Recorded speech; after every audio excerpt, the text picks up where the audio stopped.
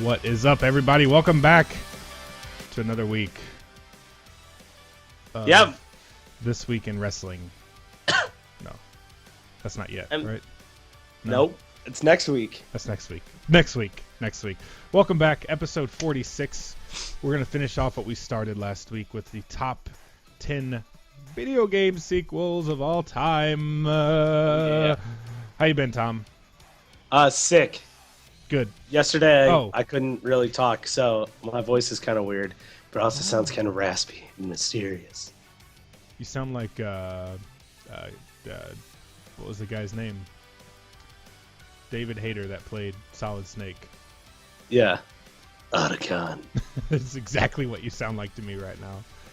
But, good. I'll take that. I'll take Solid Snake. That's a compliment. That's a good compliment, dude. That's a badass voice. I just want to keep listening to this song. I love this song.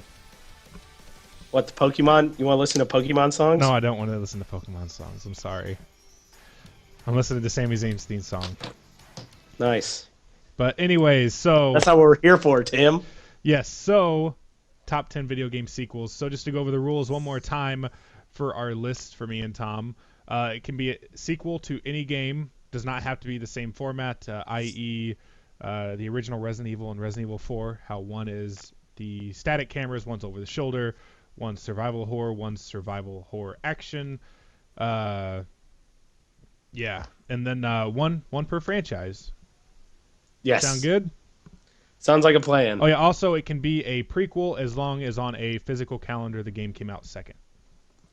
Yep, we're going by release date, not Yes. storylines. Yes. So I will go with my 10 through 6 just to cover what we did last week real quick. Number 10, Def Jam Fight for New York. Number 9, Contra 3, The Alien Wars. Number 8, Call of Duty Black Ops 3. Number 7, Skate 3. And number 6, Super Mario Brothers 3. I had the 3s last week. Yeah, you did. What were yours, Tom? Yeah. Number 10 was Call of Duty 4. Number 9 was Super Mario Galaxy. Number 8 was Just Cause 2. 7, Super Smash Brothers Melee. And number 6 was Rock Band 2. You know, we kind of almost have a very similar list. Like, you have Super Smash Brothers. I have Def Jam, both fighting games. We both have a Call of Duty. We both have a Mario. Yeah, I guess Skate and Rock Band are kind of both party games, but not really. No, not really. Yeah. Not really. All right, so number 5. Did I start last week or did you? I don't care. What was You definitely started last week. You start. Okay. Number 5 for me is Mass Effect 2. I've heard it's great. Have you not played it? I have played Mass Effect 1 and Mass Effect 3. What is wrong with you? I don't know. I did not get into Mass Effect when it came out. So I own it on, it's backwards compatible right now. I have it installed. I played it for maybe like 2.5 hours on the 360, but I bought Mass Effect 3 when it came out, and I played it for like 5 or 6 hours, and I heard the ending was terrible, so I stopped playing it. Well, you wouldn't know because you didn't play 2 at all.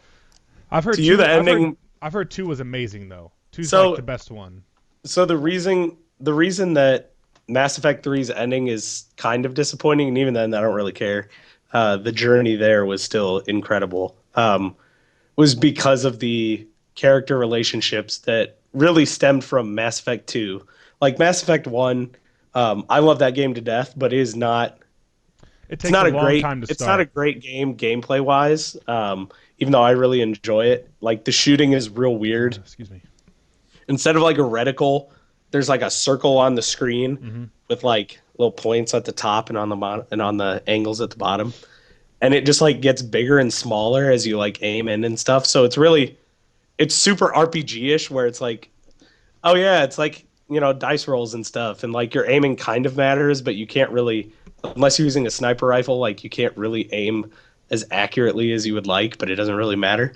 But the story, I think the story is overall is the best in the first one, but Mass Effect 2 makes the gameplay much more in line with like your kind of Gears of War, you know, your standard third-person shooter, where the controls are really good, it feels really nice, and then you have those Mass Effect psionic abilities, and you know, you can like, you have your squad of teammates and you can control their powers and stuff, like, hey Garrus, I need you to use this power here on this guy, throw him into the air because he's behind cover, and then I'm going to shoot him while he's up in the air, something like that. But like the personal stories are what makes Mass Effect 2 so good. Like every single character that you meet, pretty much that joins your squad, you do these. What are they even called? Loyalty missions, where it's essentially like you meet Garrus, who's from the first game, and like he's one of the best characters in the series. He's what is he called? Is he that, He's a weird dude. Is he He's that the blue guy. weird-looking fishy guy thing? Yeah, and so it's really cool, and like spoilers, but who cares? Is that like you go to this place called Omega 3, which is like this kind of scummy place where some crime lord lady is running it, and it's kind of a seedy place, but it's like you just hear about this guy named Archangel who's like taking out all these mobsters and thugs and stuff. And so you get hired to go stop this Archangel guy, and then you're like, oh no, it's Garrus. And so you like join up with him and end up taking out some guys and stuff like that. And then you meet like some of the best characters in any video game ever. Mordin Solus, who's like this frog-looking guy, but he's like a doctor, and he likes to sing a lot, but it's really funny what he says, and he has some of the best one-liners in the series. Thane is this like green fish kind of looking guy because he's got gills and stuff, but he's an assassin. He's super badass, and he's quiet, but like on their loyalty missions, you find out more about the people themselves, and so you find out like his son is super sick, and he has this disease where eventually he's gonna die, and all that. And then in Mass Effect 3, is it called Life? No, it's called being an assassin. But yeah, then in Mass Effect 3, like he ends up dying and stuff, and it's super crazy, and like Mordin ends up dying and like sacrificing himself for your team in 3, so it's like going 1 to 3 doesn't really make any sense to me whatsoever. So like that's just doing the Mass Effect series a disservice. So starting off, I started off on the first one was 3. First ever was 3. Jeez. When I turned the game on and I said new game, it's like, do you have a previous Mass Effect save? And I'm like, I do not. Then it literally says, do you save so and so or so and so? Like I can't remember their names, and I was like, I saved the second one. Now, are you in love with this person or this person? I'm like, wait, what? Who are these people? Yeah. like I get why they did it, just to make the story so that way they don't have to like, they have so many stories they're probably working on in there. But it was like, I don't know these people, so I just selected random people. Yeah, so you can, like there are always decisions in every game where it's like, oh, like in the first game it was like, do you save Caden or Ashley, who are just like generic white person number 1?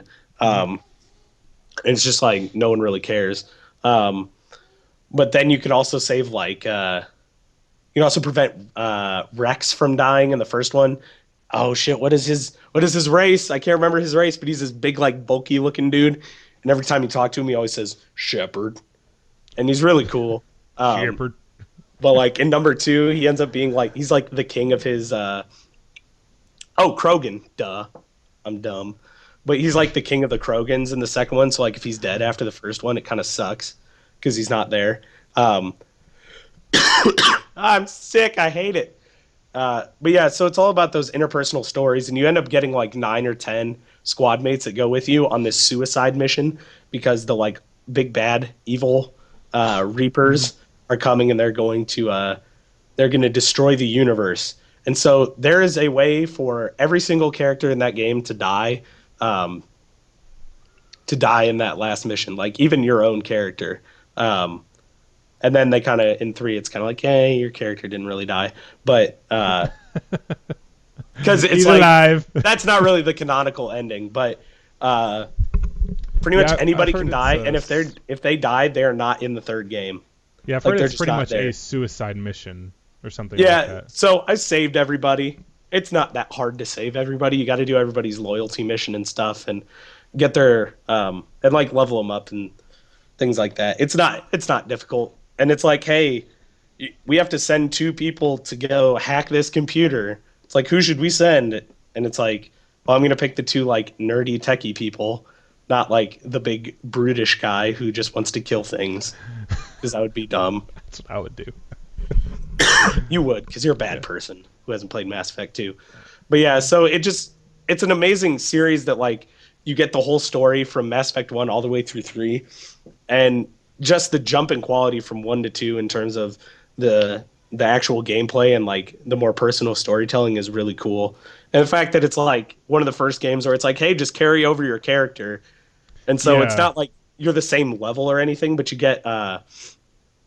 you get extra storyline abilities changes, and things right? like that, and the storyline changes.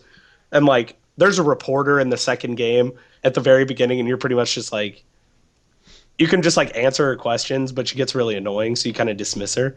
Or you can pretty much just be like, hey, fuck off. And then in the third game, she just like randomly comes back. She's just like, I can't believe you said that to me, and all this stuff. And it's just funny how it kind of works out. Yeah.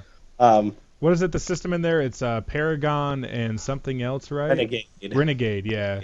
Yeah, Renegade, so number and two, yeah, so it's like good and bad yep. choices. And for the most part, it's like It's not really like good and bad. It's more of like the way your character acts, right? it's good and bad. Yeah. It's definitely good and bad. So like it's literally like, hey, there are some people here that need some food. Should we sacrifice some food to give it to them? And it's like your blue option is like, yes, of course we should. Everybody deserves a chance. The middle one's just like, I don't know, what do you think?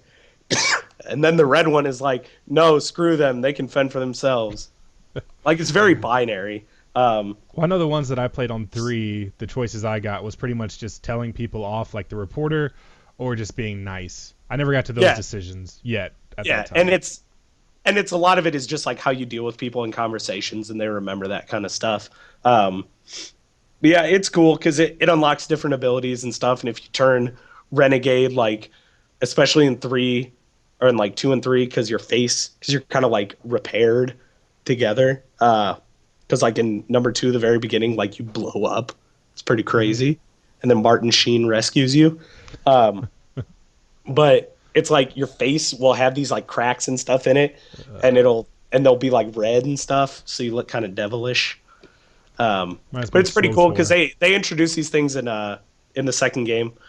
Well, BioWare, Yep. in the second game where it's like a prompt in the middle of a conversation or like a cutscene or something, and it can be Paragon or Renegade. Like sometimes it'll only pop up a Paragon, sometimes it'll only pop up Renegade, sometimes it'll pop up both, and it'll like you can like change the course of the conversation real quick.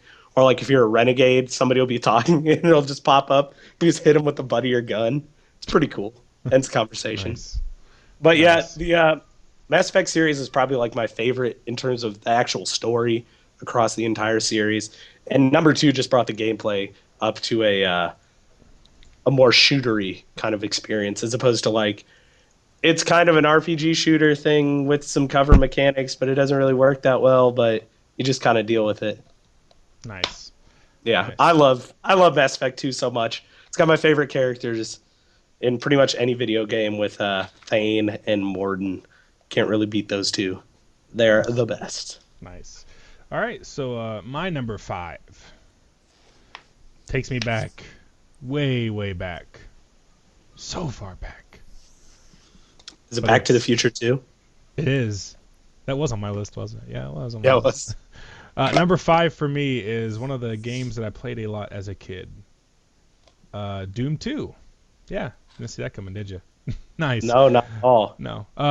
So I played this. My grandpa had this on his computer, Doom 1 and Doom 2, and Your everything that I like. grandpa did? Yeah, my grandpa That's did. My hardcore. grandpa's That's the one that got awesome. me into computers. But Doom 2 pretty much took everything that was great about Doom 1, like level design, enemies, somewhat of a story, the Doom guy, the weapons, all that great stuff, and just expanded on it. So like what there was like the pistol, the chainsaw, the shotgun, the Gatling gun, the rocket launcher, the plasma rifle, and the BFG in the first game. They kept all that, and then they added the most iconic gun ever, the double barrel shotgun in Doom 2. So much fun to use, Nice. and just that sound. So it shoots off both shots at one time, and then just that chinking sound of him like throwing it Tim, that's a forward bad and word. chinking. I don't know, clanking sound, whatever you want to call it. He like throws the barrels forward, reloads it, throws it back. It looks so ridiculous whenever you watch It's it because awesome. it just looks ridiculous nowadays, but back then it looked really cool. Him like reloading the shells, uh, but just the way it sounded is so cool. But this was my first time actually ever sitting down and playing a game a lot. So I played Doom a little bit and Wolfenstein 3D a little bit on the computer, off and on whenever my grandpa would let me. But this was about the time when I would think I was like 7 or 8, and he actually let me sit down and play Doom 2 at times, and it was just so much fun. I own Doom 2 right now on PC and on the Xbox, because for some reason Doom 1 and Doom 2 are backwards compatible right now. Like, of all the games in the world that could be backwards compatible, that's Skate one of them. 3? What's that? Yeah, like Skate 3? That's still not backwards compatible. But yeah, I own Wolfenstein 3D, Doom, and Doom 2 on the Xbox.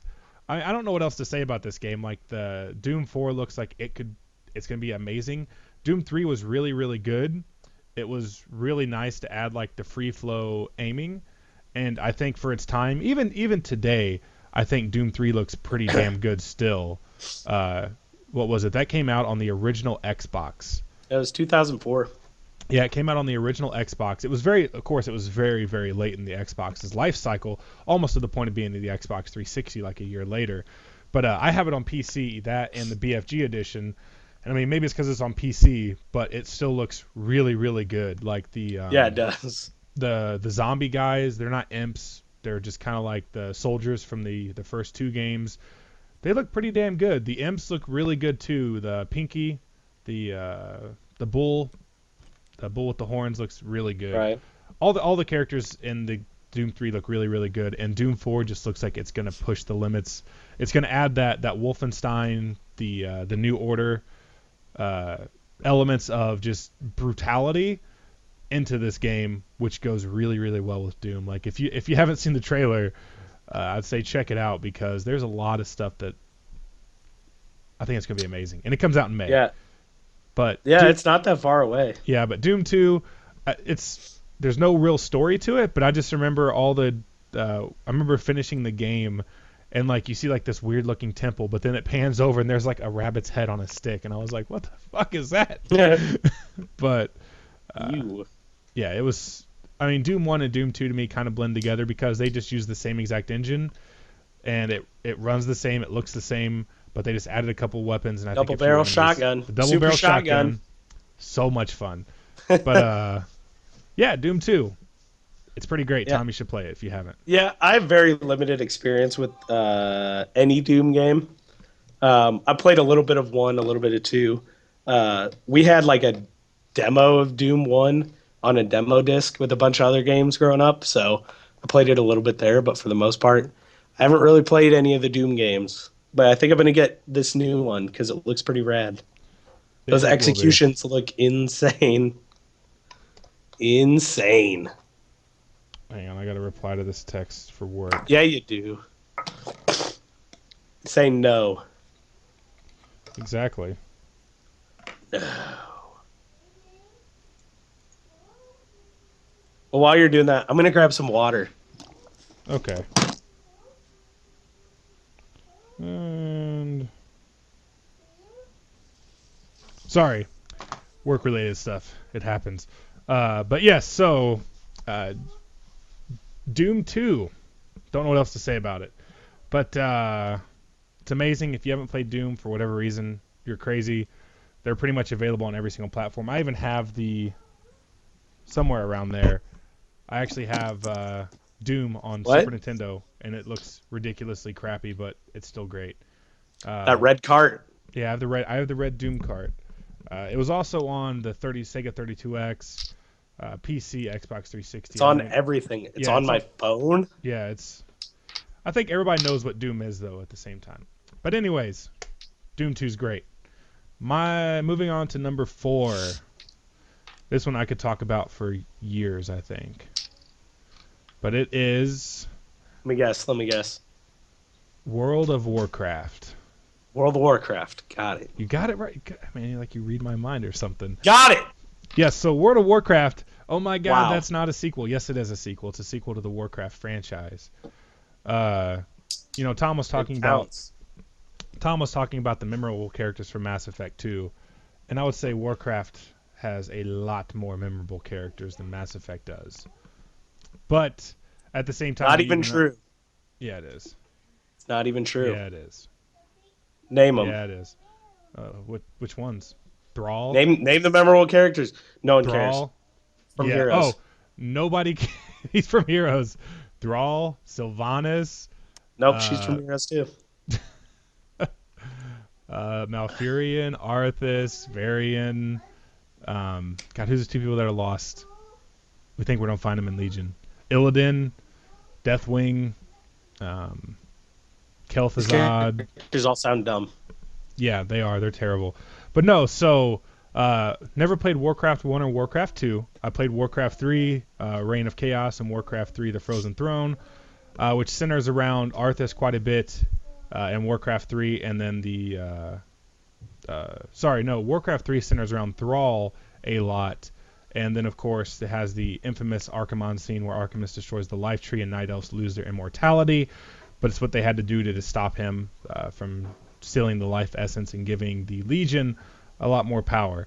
But I could go on and on and on about this. But so World of Warcraft itself, I started playing this back in 2007. Yes, February 2007, and I was playing a lot of Xbox 360 then. This is when I graduated high school and I was a shift manager at Blockbuster. But my now wife, then if I say my then girlfriend, then wife, now that girlfriend. Yeah, my then girlfriend, now wife. She was a year behind me, so she was still in high school. So I would stay up all night playing video games. Then she would swing by in the morning before school. She'd go to school. I'd go to bed. She'd come over, wake me up. We'd hang out. I'd go back to work. That was my life for like 6 months, and it was pretty great. There you go. Actually, it's more like 7 or 8 months. But in February, I got home and my Xbox red ringed, and it was the most devastating. Yeah, thank you. The most devastating thing that's ever happened to me. I died. Well, whenever you spend about 6 hours a night, just 5 to 6 hours a night playing video games because everybody else playing in the world Gears? is asleep. Exactly. Yes, I was playing Gears of War. So the next night after work, I went to Walmart, and I remember picking up this $2 demo disc. Why it was $2, I don't know. I had like a Dell laptop that my dad got me for graduating high school, which I never really used for anything. But I got a $2 demo disc, installed it, and then I remember opening it up, and I was like, all right, cool, I'm going to play this game.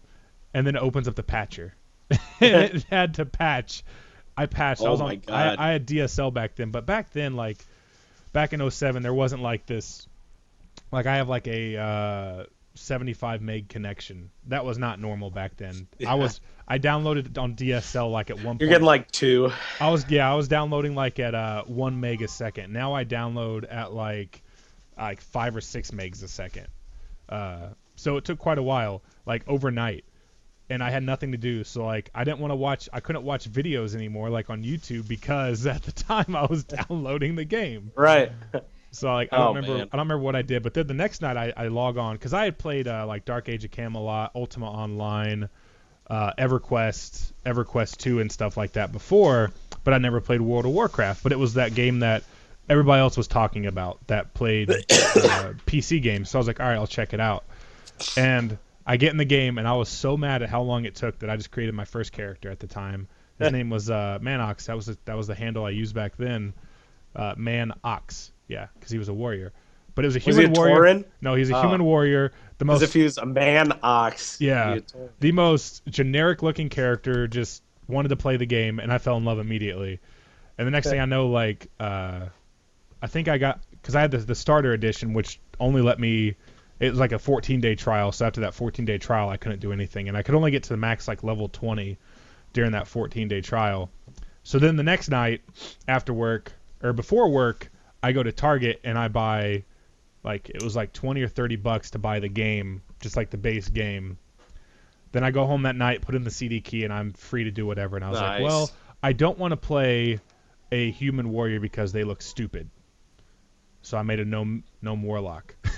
Doesn't that make sense? Doesn't that make sense? Because they look stupid. So I'm gonna make a gnome warlock. But no, I'm gonna have a big sword guy, but he's dumb. So I'm gonna make a real small wizardy guy. But my girlfriend, I bought her a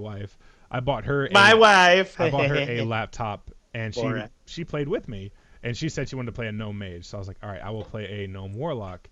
And so we played that to like level 20 something. And then I bought the expansion, the Burning Crusade. I was like, well, I'm gonna eventually need this, and it was like $50. Go back to Target because it was like Target was like right across from my work back then. Go back to Target, get the Burning Crusade. You know, this was before everything was digital like it is today. Like, you don't have to go anywhere. You don't have to leave your house. You can get food delivered. Hell yeah! You can get food delivered. You can get all your groceries delivered. You can just live in your house now if you really, really wanted to. Just eat pizza every day. Yeah. But, got the Burning Crusade, and I was like, all right, I want to play one of the expansion characters. Because they added the Draenei race and the Blood Elf race. I looked at the Blood Elves, and I just said this. I feel terrible now. They look gay. Oh, wow. So I was like, I am not going to play that. But the Draenei, they're like goat people. That's the best way to describe them. They look like goats. They do. But the males, that is true. I didn't like the male's face because they have like these tentacles that come off of it, and the females have a big booty, like that Big stereotype. booty Judy. That stereotype, that big black booty. That's what they have. And so I made a female Draenei paladin, and that was the first character I ever maxed out at level 70. Did you name her Judy? No, her name was actually Ariina. But hit level 70. Did it in the worst way possible, but back then it's not like today where you can literally go to Google and type in leveling guide for Paladin. It's going to tell you exactly what to do, where to go, how to do it, what stats to use, what weapons to use, all this stuff. But back then there wasn't all these things. Like Thoughtbot was around, but that was like a quest helper, and it wasn't like one person made that website. Somebody made the website, but the community ran the website. So like you'd have a quest. And, you know, Tom, you've played it. Today, it literally just, bam, on your mini-map, there's the one. You go to the one, you do the quest. Back then, it just said, go to the northwest inside this valley and find this cave and kill this guy that's inside the cave. And you're just like, okay. It didn't have like the... No. God. There was none of that. This is back in 07. Yikes. Yeah, so like I said, leveling was an experience. Like, whenever you hit max level... I didn't even know that. Yeah, you wanted to like... Sounds brutal. Like, hitting max level felt like you had ran a marathon. But it wasn't like, you know, today, if I really sat down and really tried, if I sat down and played, we'll say, 12 hours a day, which is not unheard of for World of Warcraft. I've done that before. But if I played 12 hours a day, within 2.5 to 3 days, I could hit max level with all the stuff that I have. Back then, it was... If I played 10 to 12 hours a day, it was about 21 to 30 days to hit max level. And mounts were like 100 gold at level 40. Not like level 10 like it is now or level 20. It was level 40, and it was 100 gold because it was 90 gold for the training and 10 gold for the mount. Unless you were a paladin. If you were a paladin, it was 1 gold. And I did not know that. Yeah. I did not know that until I actually hit level 40 and I had my mount. And I was like, this is so cool. I can ride around this. Because it was called it was not a charger. It was a war horse. And it was pretty much just like a horse that you summoned, like a steed of the light or something like that. And I didn't know that. So it was warlocks and paladins. But then when you hit level 60, I remember doing this quest because this quest to get your charger, it was a feat of strength. Like, it was a lot of work. And you had to do it with a lot of people, and it cost a lot of money. But it's no longer in the game. Now you just hit level 40 and you get your charger as a paladin. But I know I got my charger the legit way, which was really hard. But anyways, no, so getting off track. But when I hit level 70, it was like a feat of strength, and at the time I still didn't even have my epic mount. I still had my level 40 mount, which was super, super slow. Got my epic mount when I hit 70 because it took a lot of gold. Then I started raiding. And this is where the game just kind of took off and took over my life. Because raiding is essentially you sit down with, at the time it was 25 people. So 24 other individuals. And the problem with that people don't understand about raiding, looking on the outside looking in, is that everybody has that time set aside to raid. And if they're waiting on you, you are wasting 24 other people's time.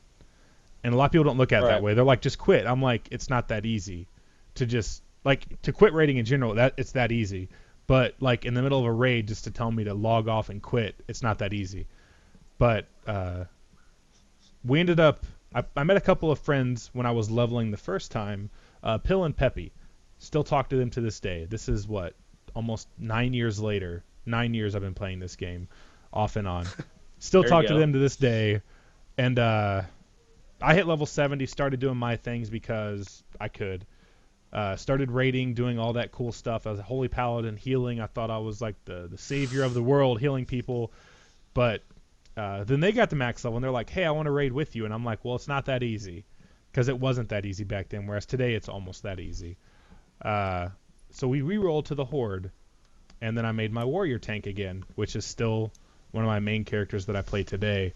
But just those memories of leveling again 1 to 70, where we had like a group of like 3 to 4 people at all times, so we could do whatever we wanted. So if we wanted to do dungeons, we did dungeons. We would just have to find one person that was a DPS, which DPS in that game are, dime a dozen.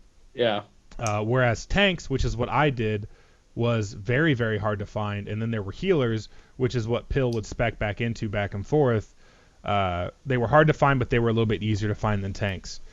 So then the whole goal when we created these characters was to get to 70 in raids, so we were able to set that precedent of what we wanted to do and how we wanted to do it. So I made a warrior tank because I like the idea of having a sword and having a board, and warrior tanks are the strongest tanks back then, not like today where it's paladins and druids and death knights and everybody's very versatile. It was warrior tanks were the tanks. But hitting level 70 and raiding with your friends, there's nothing like it. It's probably the greatest feeling in the world whenever you finish a raid and you down a boss that you've been working on for weeks. Like Destiny. Like Destiny, yeah, but better. To a more larger scale. A more extent. Yeah, so downing a boss, probably my favorite boss for back then was Magtheridon, because it was such a fun fight as a tank. Is Magtheridon a dinosaur? Because he sounds like he should be. He's a pit lord, which he looks like a big dinosaur pretty much. Okay, good, because he sounds like a dinosaur. Yeah, but just all the hours, I can't even tell you how many thousands of hours I've sunk into this game, but it's mainly just the memories. I don't play nearly as much as I used to. Like, I still have an active account, and I'll log on occasionally, and I'll play for anywhere from 2 minutes to 3 or 4 hours. Sometimes I literally log in. I think I want to play, I log in, then I sit there, I'm looking at my computer, I'm just like, I don't want to do this. And I just log off. Like, it's just... Because I'm worried that if I start playing, I'm going to want to play a lot, and I'm like, well, I don't really want to dedicate 3 hours to this. I'm going to go play Call of Duty. I'm going to go play Call of Duty. I'm going to play a game of Heroes. I'm going to play some Diablo. But, yeah, World of Warcraft, it's going to be that nostalgic game for me because I've been playing it for 9 years. It's still around, so I can still go back and relive those memories. But it's nothing like whenever you did it the first time. But very few people realize the scope of an MMO because it's not just about you. It's about everybody that you play with. And this is that one time that I've actually had those feelings in MMO, and that's why it's number 4 on my list. Nice. And I've played like 15 hours. At most. That's stretching. That's like pushing it. Yeah, probably. Yeah, but we'll say 15. That's good. I'm cool with that. It's probably a decent number.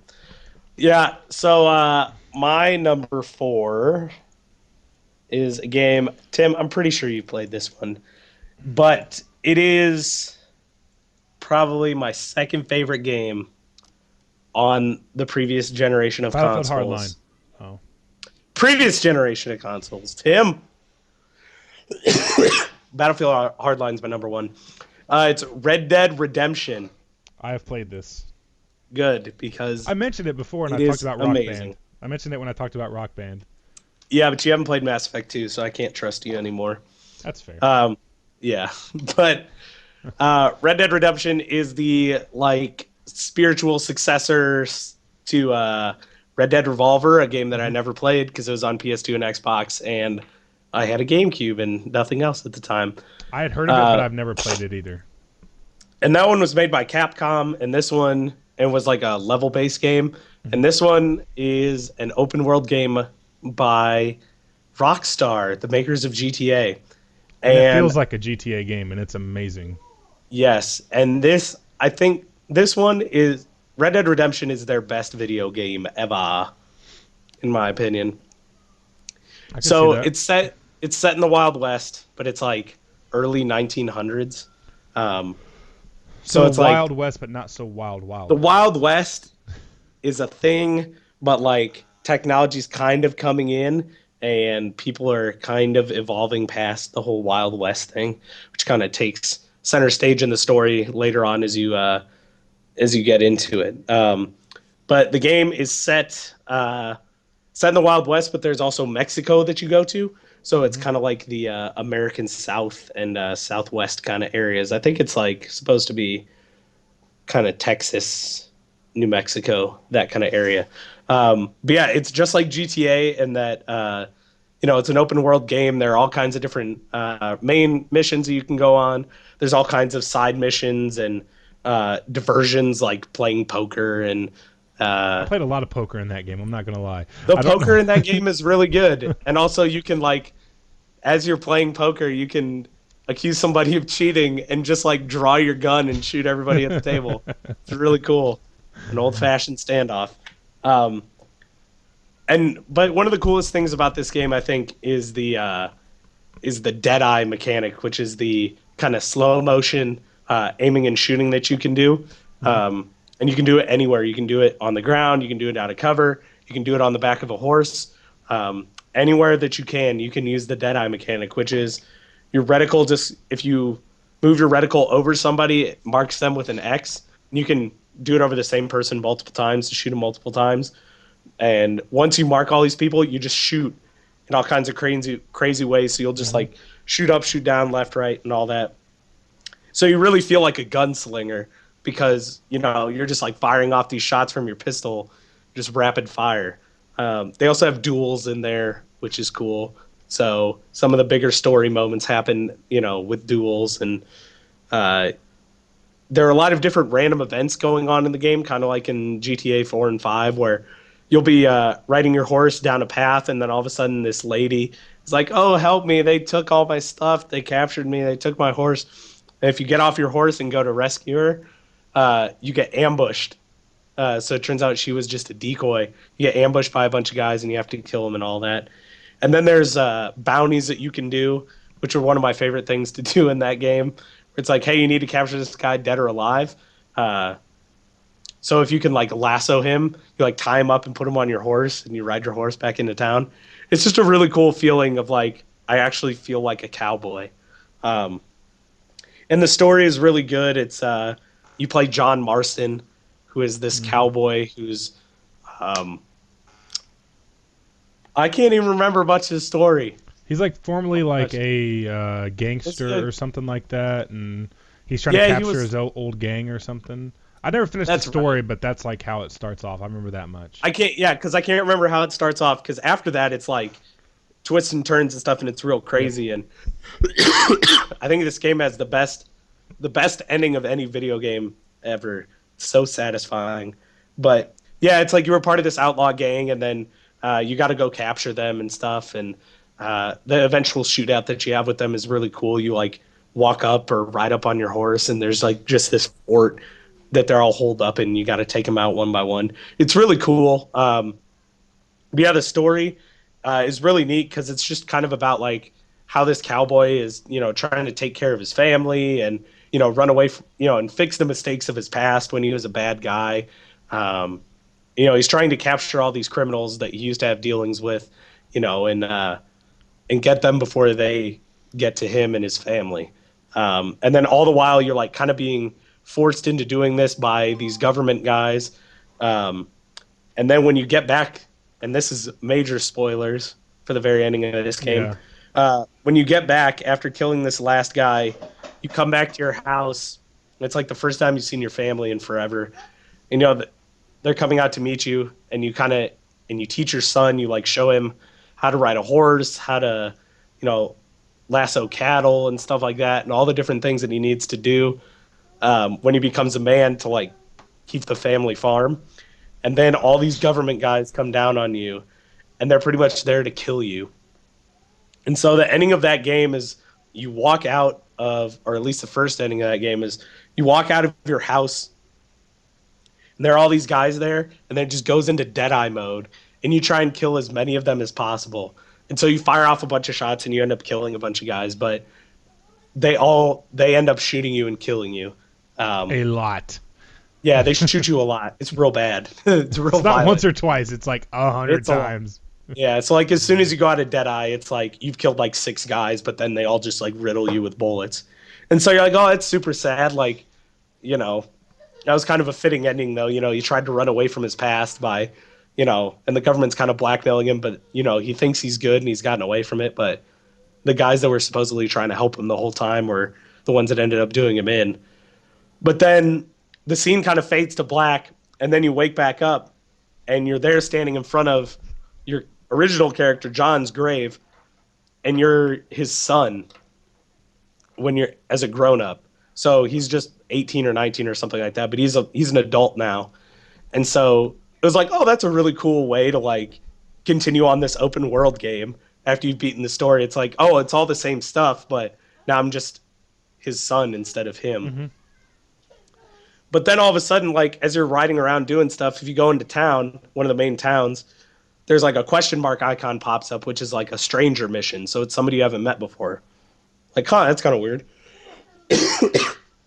And so you do it, and then you find out like, oh, the guy that headed that government group that like ended up killing your dad, he's this old man now, and oh, we know where he is. You've been looking for him. We know where he is. He's down here. He's like fishing or something like that, and he's down there. You can go get him.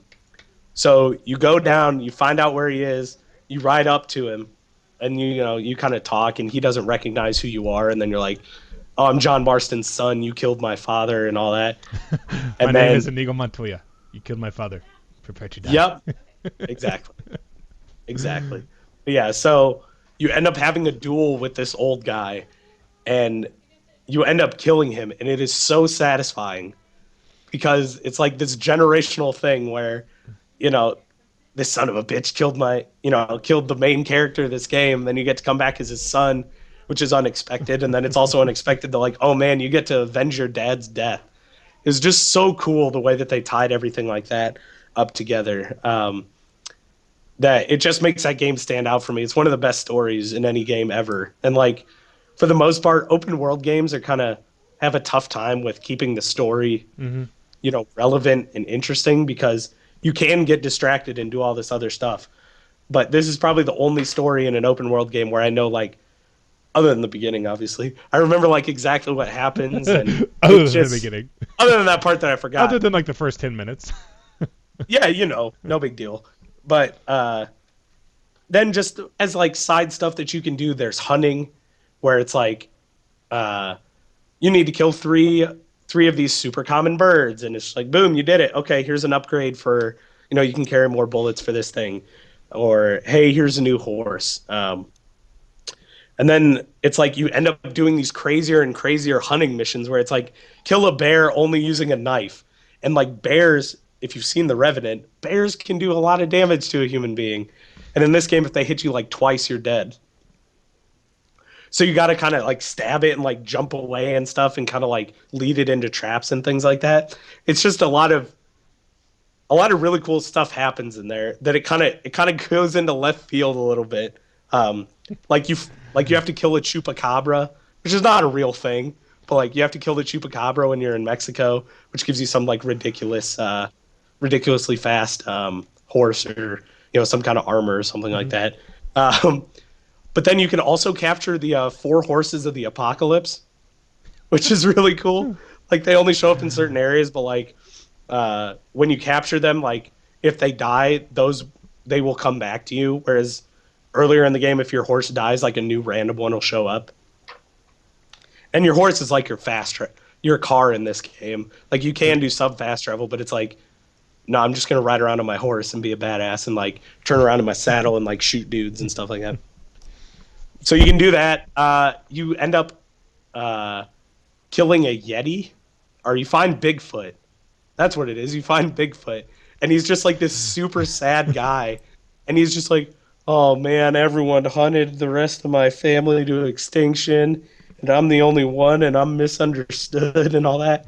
So it's like you're going up there to kill this thing, and then he's just this real sad, lonely guy like sitting next to a tree. So you can end up killing him if you want. I did just because I wanted to hunt everything.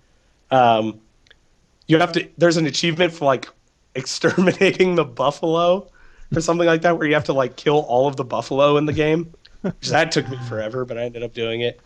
There's an achievement for tying somebody up and putting them on a railroad tracks and having the train hit them because there's a train that travels throughout the map as well. And that achievement is called Dastardly, which I thought was really cool. And the picture for it was just a mustache. Like there's just a bunch of goofy stuff that you can do in that game that I love so much. It also has like one of the best DLCs of any game ever.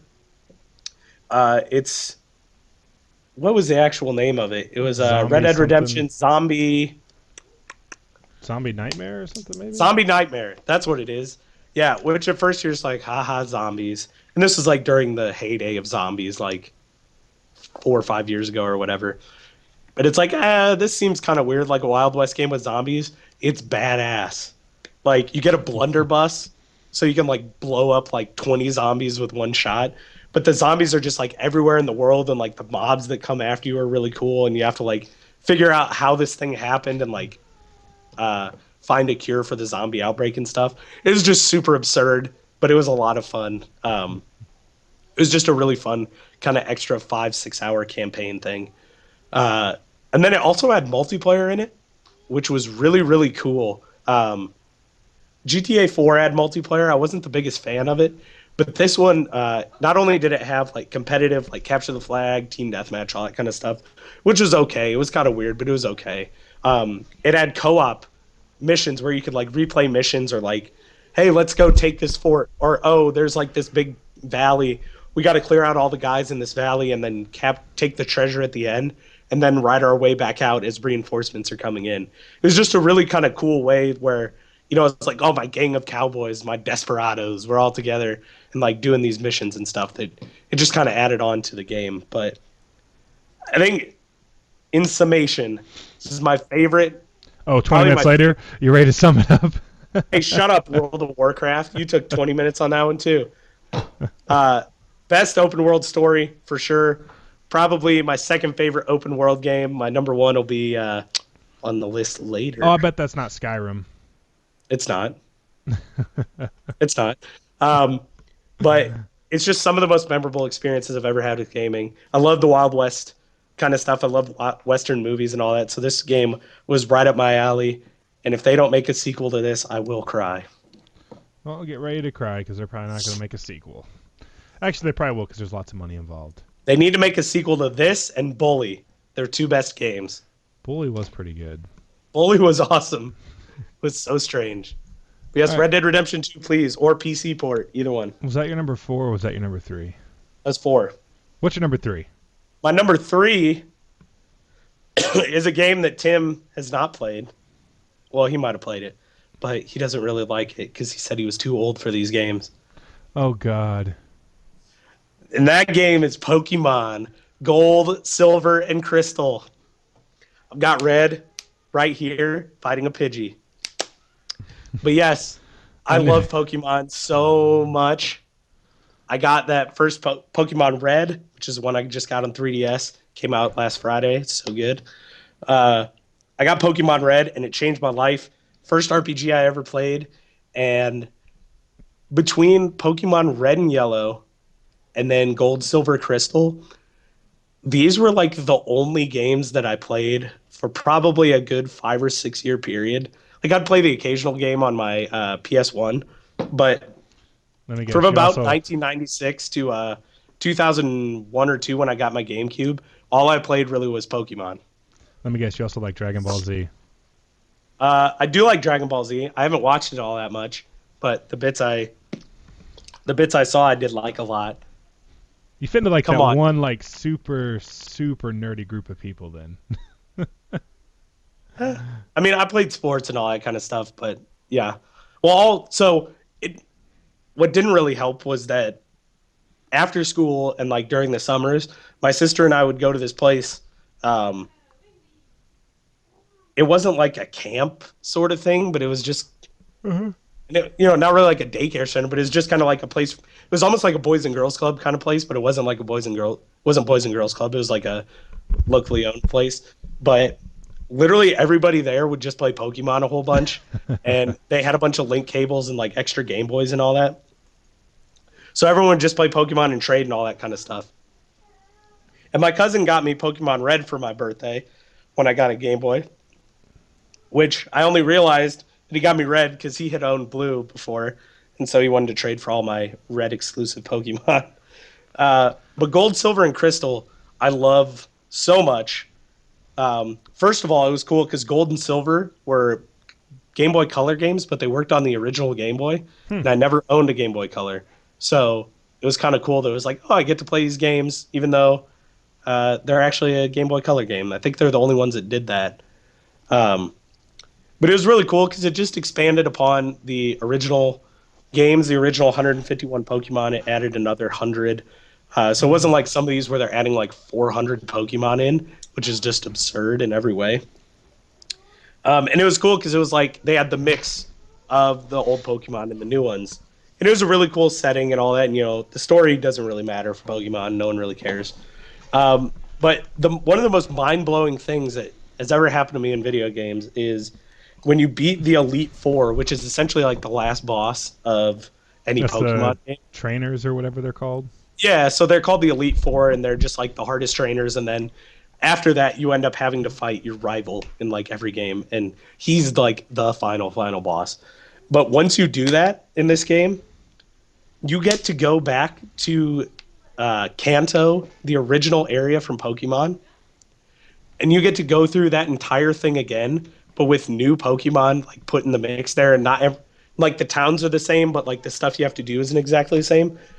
But you pretty much get the first game in with the second game, which was insane and like mind blowing at the time because they made no assumptions that the original area was going to be in the game, and then you're like, oh, I beat the game. No, you're only halfway done because you have to get the other 8 badges, and then you have to fight the Elite Four again, and then you actually fight Red, who is like the hero from Pokemon Red, and he has like level 80 Pokemon, which for the most part in most of the Pokemon games, when you get to the final bosses, they have like level 50. So he's like super powerful. So it's just kind of a thing where it's like, oh my god, I didn't even realize that they could do this on these games, which was really cool. And Crystal came out later. It was a Game Boy Color only one, but by that time I had a Game Boy Advance, so I was like, cool, I can actually play this game. But I really like the legendaries, Lugia and Ho-Oh, that they introduced in the game. I played Silver mostly. I asked my grandparents for Gold or Silver for Christmas one year, and they got me both because I didn't think they understood what I was saying. So it was kind of cool because I had both and I could like trade between them. I ended up having 241 out of 251 Pokemon, and then my game did that classic. Tim, is that a lot? I said 241 out of 251. Well, so you didn't get out them of all but 10 of them. No, because my game erased itself, which is a classic thing that those Pokemon games did because they just had so much memory storing up in there. So that was one of the saddest moments of my life. But I've probably played the Pokemon series like thousands and thousands and thousands of hours, and it has mostly been on Pokemon Silver and Pokemon Red. So I just can't explain how much I love those games. And I'll just put an end to it there because I know you don't like them. No, but you should... so it's not that I don't like Pokemon. It's just that I never had a Game Boy as a kid. And by the time I got like to like the DS and stuff, like I think the Pokemon were like, I don't remember which ones were on the DS or the DSi. X and Y was 3DS. It was Black and White was on the... It's not that I don't like Pokemon, it's just that I've never was exposed to it. And now that I've never been exposed to it, I just really don't care about it. So, does that make sense? Yeah, I get you. So legitimate, like people think these are kids games, and they kind of are because it's like, oh, your Pokemon don't die. They just like, they're just tired and they can't fight anymore. You got to take them to the Pokemon Center. But these games, they're really great games. Like it's so cool the fact that like any as long as you're not fighting a trainer, like any encounter that you have in the game, any wild encounter with wild Pokemon is a chance to add strength to your team. Yep. It's not just like, oh, I just got to kill these guys. You're just like you're going through an area and like, in certain areas, like at the beginning of the game, there's a forest that you go to. And it's like, for the most part, all you see, depending on the game, if you're in blue, it's Weedle and Kakuna. If you're in red, it's Caterpie and Metapod. But it's like, for the most part, that's all you see in that area. But there's like a 1% chance that you're going to find a Pikachu in that area. So it's like, you could spend that whole time just like looking for a Pikachu to get one really early. And granted, Pikachu's not a very good Pokemon in the game, but it's just He's like, the most popular Pokemon ever, though. yeah, he's okay. He's just super cute looking.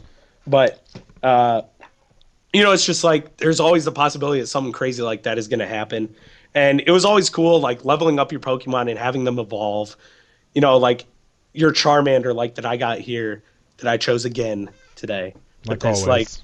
Like having Charmander evolve to Charmeleon and then evolve into Charizard is so cool because you've spent so much time with this one Pokemon. He's your first Pokemon, and normally they end up being your strongest just because you put the most time into them. And it's just like you get this little like fire lizard, and he grows into this badass fire dragon thing that just like wreaks havoc on everybody.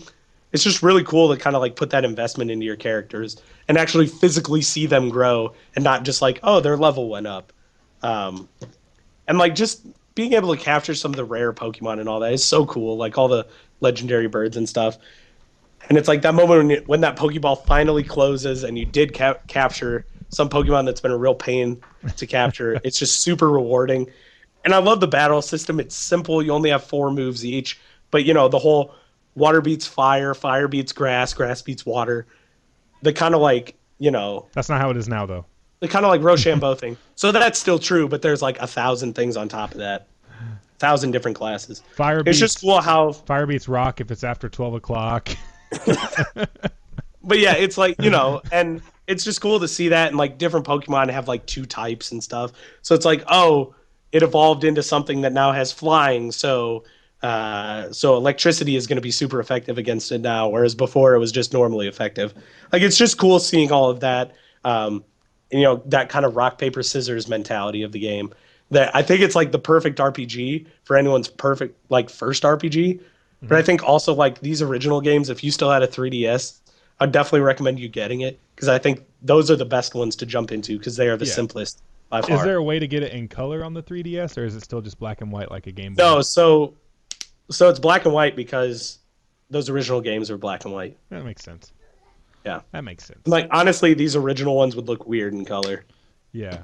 So, like I said, it's not because I don't like Pokemon, it's just that I never had a Game Boy, was never exposed to it, so I just never cared to play it.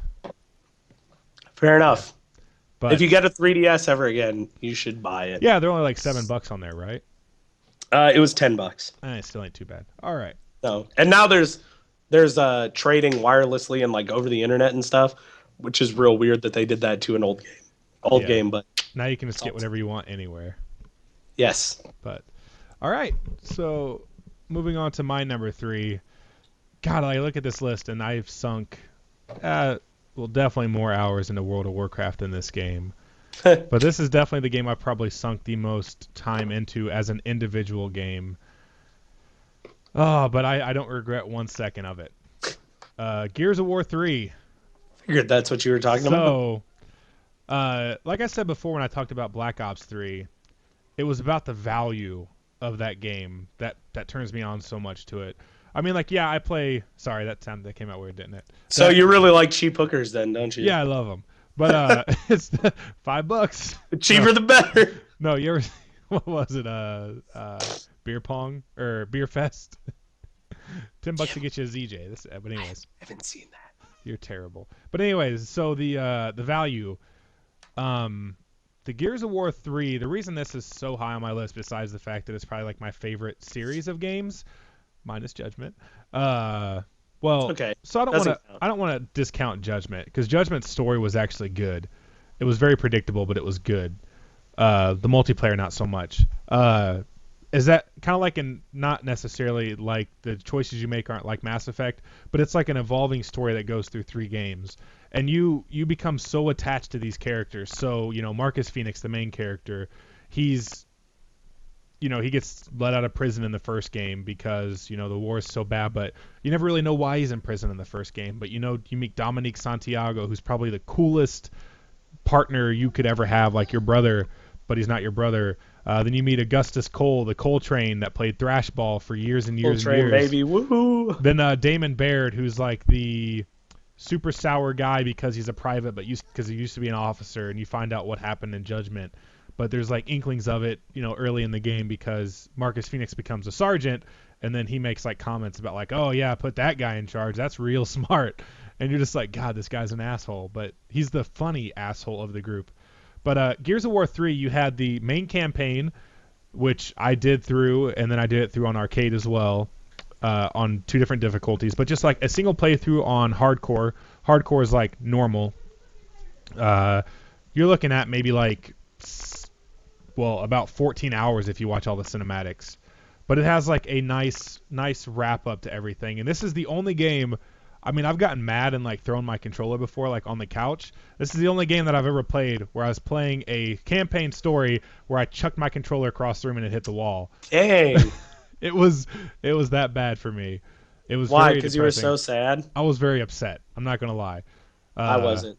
Yeah, I know you weren't. You weren't invested like I was though to these characters. Because I don't think the story is that good. I think the story's pretty. It's not the story that's good. It's the connection of the characters that was so good to me.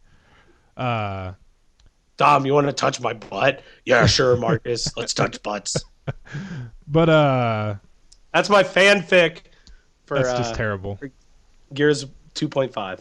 But yeah, because I mean, in Gears of War 2, you watch this guy Dom find his wife, and he sees his wife, and she looks beautiful. She looks like the day he left her, and you've seen it from his eyes, and everything's great. But then it twirls back around to Marcus, and Marcus is like, Dom, look at her, and she's like this ragged shell of a person. She's like a corpse. Yeah, she looks like a walking zombie, pretty much. That's not dead yet. Like pretty much like it reminded me of the Holocaust, like those pictures you used to see of people that like, like after the war was over, they found like in the internment camps, and they were pretty much like look like a thing of like a sack of flesh on bone, like a skeleton. Yeah, like. It looked real unsettling. For sure. Did. And then he shoots his wife and kills her, but it's for the better. Doody. Yeah, but then then you continue that journey through that game and finish it, and you get to 3. But the story in 3 to me, like, it topped everything off with like a nice bow, put some glitter on the paper, and just finished off the series so well. Made me so happy. Yes. I thought it had a very fantastic ending. No. Yes. Who is that queen lady? That's the only thing that was never answered. But I like the idea of being able to interpret how you want at the same time. No, Tim. Yes, I disagree. I agree with you that the rest of the story like gets wrapped up well, but like that is the crappiest thing in that story. Is they're just like she's a human. It was this queen thing, and then you fight at the end, and then it's just like, bye. I'm thinking if anything, there's no build up. There's no evidence either way. It's just like. So she's in the games from the first one. You don't really see her till the second one, but you don't actually see her a lot till the third one. But I mean, I like the fact that it's kind of left for interpretation because she took Adam Phoenix, Marcus's father, to try and fix the locust, pretty much. Like I'm wondering if maybe like. She helped develop the locust from like human test subjects or something. I don't know, but I like the idea of not knowing, so it's up to my mind. Whereas she might have found the locust and taught them how to fight because maybe she was in the army. I don't know. But anyways, I just don't like. That part just infuriates me because they wrap everyone else's story up so well, and for her, it's not even like, is she or isn't she his mom or what is she? Human. It's literally they're just like, hey guys. Here's this lady. She's been here the whole time. Goodbye. Yeah. But her death was very satisfying to watch.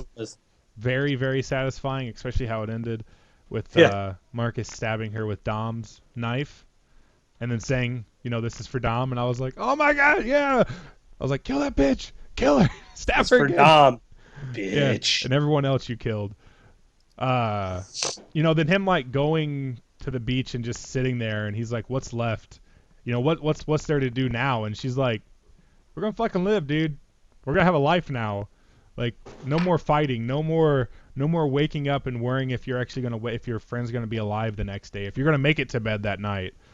Right. But that was just, it's because they've been doing this for so long, fighting these wars with the locusts since Emergence Day, that they don't know anything else at this point in their lives. I mean, they have known other things, but once you get into that routine of just constantly fighting, it's hard not to think of just that. But then besides the campaign and arcade mode, there was horde mode, which I was not the biggest fan of horde mode, but it was a pretty popular co-op thing where you and like 3 other people, you built fortifications in this one. This was the first time it was implemented. So horde mode was introduced in number 2, and it was expanded upon in number 3 with you could have like turrets, cages, walls, barriers, stuff like that to slow the locusts down. You just had to kill all the locusts up to like 50 waves. I have done all 50 waves just for the achievement, and it was fun, but like the first about like 20 waves are just really like boring to me. They're too easy. Yeah, they're too easy because it's like number 10, the 0-1's always a boss wave, but it gets harder and harder as it goes. Around like if you have like an actual squad, it's kind of boring until like high 30s to 40s because Yeah. it's just you're just kind of like shooting stuff. But I hope 4 has horde mode I do. It needs to have it. because it's such a good game type. It's so much fun. And it's I hope they pretty expanded much on just take so many other games have kind of taken that idea and Yeah. expanded upon it. Like zombies might have been before Gears of War 2. Was it? World I at don't know. War. It was World at War, but I don't know, but it pretty much took the idea and made it better. And a lot of games have implemented like that horde mode aspect. Like I think even Halo had it at one point. Yeah, Halo had Firefight, but it kind of sucked. Yeah. But sorry, you were saying about you want to have it in 4. Yeah, I hope they take like horde mode, and I'm sure you'll talk about beast mode. Yeah, that's I hope next. they have that stuff in Gears 4 and pretty much just build off of that, because I think the horde mode in Gears 3 is probably the best horde mode and It the is. best of any of those game types across any kind of shooter nowadays. Yeah, and like you said, beast mode. Beast mode's just the opposite. You play as the locust and you have to kill the humans, which you're like, why would you want to do that? But it is so much fun because you're not. Yeah. I mean, there are heroes in the game, like you'll fight Marcus, Dom, Dizzy, all the guys. But it starts off like you fight a bunch of stranded and like one hero. But the stranded you can gun down from a distance and kill them when they're down, whereas like the heroes you have to execute them. So you have to be up close and shoot them, or be up close, curb stomp them, or like kill them with a grenade, pretty much. But there are barriers, and you get points, and however many points you get determines how much money you have, which determines like it's not really money, but it's like the currency to purchase a different locust, all the way up to getting like a berserker or like an armored Cantus, which was introduced in number 3. But it was just so much fun to just get the berserker and just go on a rampage. So everybody goes for the kills. But whenever you're a berserker, you go for the barriers. You destroy every barrier because you're going to make so much money so fast. Then it culminates with like Wave 12, where you fought like Prescott with a bunch of Onyx guards, which meaning that everybody has to be executed. And they have like what's that big machine called? I totally forgot what it's called now. The huge, like Which one? The huge like mech suit that they get into. Oh Silverback. God, yeah, Silverback. Yeah, Silverback. They get a silverback, and there's like turrets everywhere, and they have like flamethrowers so they can kill the berserker easily. But it was never really that hard. But it was just a ton of fun to just go in there, turn your mind off for like, because horde mode you got to kind of think strategically, whereas beast mode you just go balls to the walls trying to kill everything that's in your way. And it was just so much fun because it was 12 rounds, maybe 15, maybe 20 minutes at most if it was a bigger map, like Azura or something like that. But then there was the big one for me, the multiplayer. God, I can't tell you how many hours. So you mentioned you lost your save when you had 241 out of 251 Pokemon. And that made me think about me. I was like rank this was before they added the re-ups in that game. I was like ranked 97 out of 100, which the good thing is, I will say this, in Gears of War, your rank does not mean shit. And that is probably the greatest thing in any game ever. But your rank, you unlock a lot of cosmetic stuff.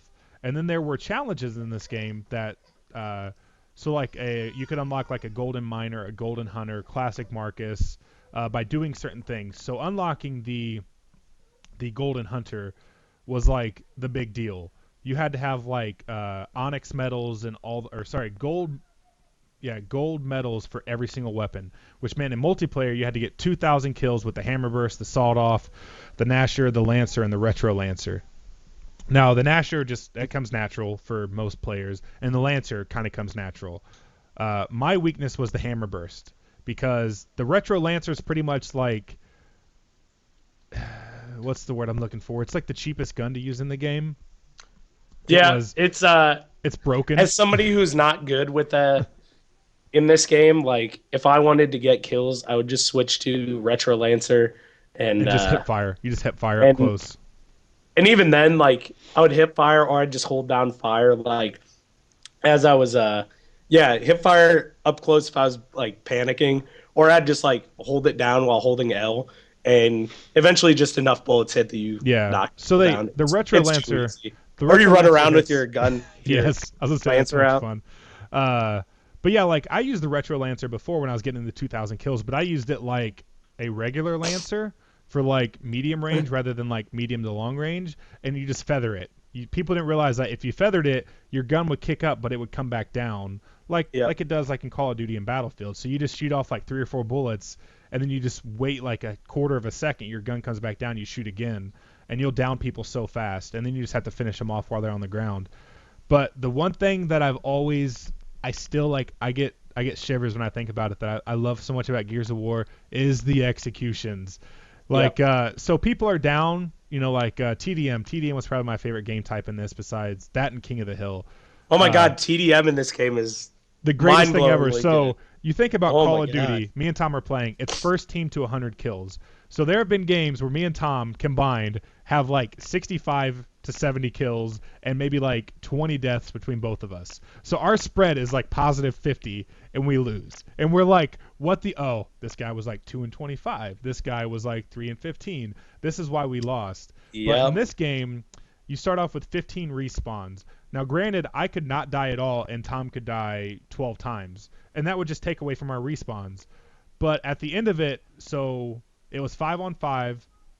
So once all the respawns were gone, if they killed Tom, Tom was dead. He had to spectate. But I still had my last life. So it has happened before. It's not very common, but it's happened before where that team has like 5 or 6 respawns left. And with 1 or 2 guys still left, you can still win that game because your idiot teammates are not running out there just dying and feeding the other team score. So there have been times like I couldn't record back then, but where like I was the last one left and they had like 3 respawns, and that means I had to kill 8 people, and I did it. And it is the most satisfying feeling ever, because you're just like, fuck yeah, I did it. I'm the best. You guys suck or whatever. Like I carried my team. We won. But it was just probably the coolest twist on TDM for Gears of War. The best way they could have done it, and then they ruined it in Judgment because they just made it score-based like Call of Duty. Yeah. But yeah, the executions, why I like them so much. So it was whenever me and Chris used to play this, Keys, the sawed-off shotgun was probably the coolest execution ever. So you had to get 200 kills with the weapon, and then you could do an execution style with that weapon. So like the Lancer, you would literally, they'd be on the ground, down but, it's called DBNO, down but not out, like crawling, trying to get revived. You walk up and you hold down the execution button. You like kick them in the stomach, they flip over, and you like run your saw through their body and kill them effectively. Like, it is the most graphic looking thing ever, because especially for like, I mean, it's an M-rated game, but for like a multiplayer game, you're just like, yeah, that was some crazy shit that just happened. Right. But the sawed-off, the reason I liked it so much, because your character put their knee in their back and then, cocked open the sawed-off, put it around their neck, and just twisted and like broke their neck. And it just, the way that it sounded, it was the most disgusting, satisfying sound that you could ever think of. Nice. Because you just hear like, you just hear like the grunting and just like the breaking of the bones, and then the character like screams and they just fall over, and it's just like that felt really good. And then there was the traditional like golf club with the Nasher that's been around since Gears 1, where you just tink their head really really hard and like break open their skull. And then Nice. the retro was also really really good because you would stab them in the side, they would like sit up on their knees, and then you just slice their throat. Once again, very very satisfying. But above all, my favorite execution to this day is still the curb stomp. In Gears of War 3, they just made it better. So Gears of War 1, you would just smash the back of their face into the ground. But in this one, you kick them over onto their back, and you just ram your boot into their face, and their head just explodes. And just the way it sounds, and it was actually a pretty quick execution as well. But my saying every single time was, whenever somebody would be down around me, I'd look around, and I would just tell Chris, like, I got time. And he's like, what? And I would just execute somebody. Because it was just, like, the most satisfying ending. So it was like the in-your-face, I got the better of you, I'm going to finish this off, and you're going to hate me for it. Nice. But even, like, the special weapons had executions. But besides the curb stomp, I would definitely say the torque bow, because you open the torque bow, you put their neck on it, and then you just decapitate them with the torque bow. Once again, very, very satisfying. Very bloody. Easy. But yeah, so when I was like 97 out of 100, I had everything unlocked, but leveling in that game is super, super slow. But once again, levels don't really matter. It's all cosmetic. Right. And I turned my game on one night after work. I was going to play with a couple of friends like we did every night. And it comes on, and it's like, congratulations, you've unlocked Adam Phoenix because you have the the collector's edition of the game. And I'm like, yeah, I know. And it's like, congratulations, Wait, you've unlocked like the Onyx something because you beat Gears of War 1 and 2. And I'm like, yeah, I know. And I go in, my character is level 1. I'm level 1. Everything that I had unlocked was gone. Oh my god. If this was like Call of Duty, I would have given up. I would just have been like, I'm done. I'm not re-unlocking everything because I really like the Man of War with all these attachments. I'm not re-leveling everything. But because it was Gears of War for one, and because levels don't mean shit in that game, I just restarted. Now, granted, I had to re-earn a lot of my skins. I had to re-get a lot of the medals. Never went back and re-unlocked the Golden Miner and Golden Hunter, but that's beside the point. It was still a blast to play that game. I mean, wow. if it would, you gotta think like 2,000 kills in multiplayer with the Hammerburst, the Lancer, the Retro Lancer, the Nasher, and the Sawed-Off. Like, I got the Nasher and the Lancer back no time. Then I did a Retro Lancer, but then I started using the Hammerburst, which is a single-fire weapon. I just was not having it. And then the Sawed-Off, I didn't like using the Sawed-Off because I felt like a pansy.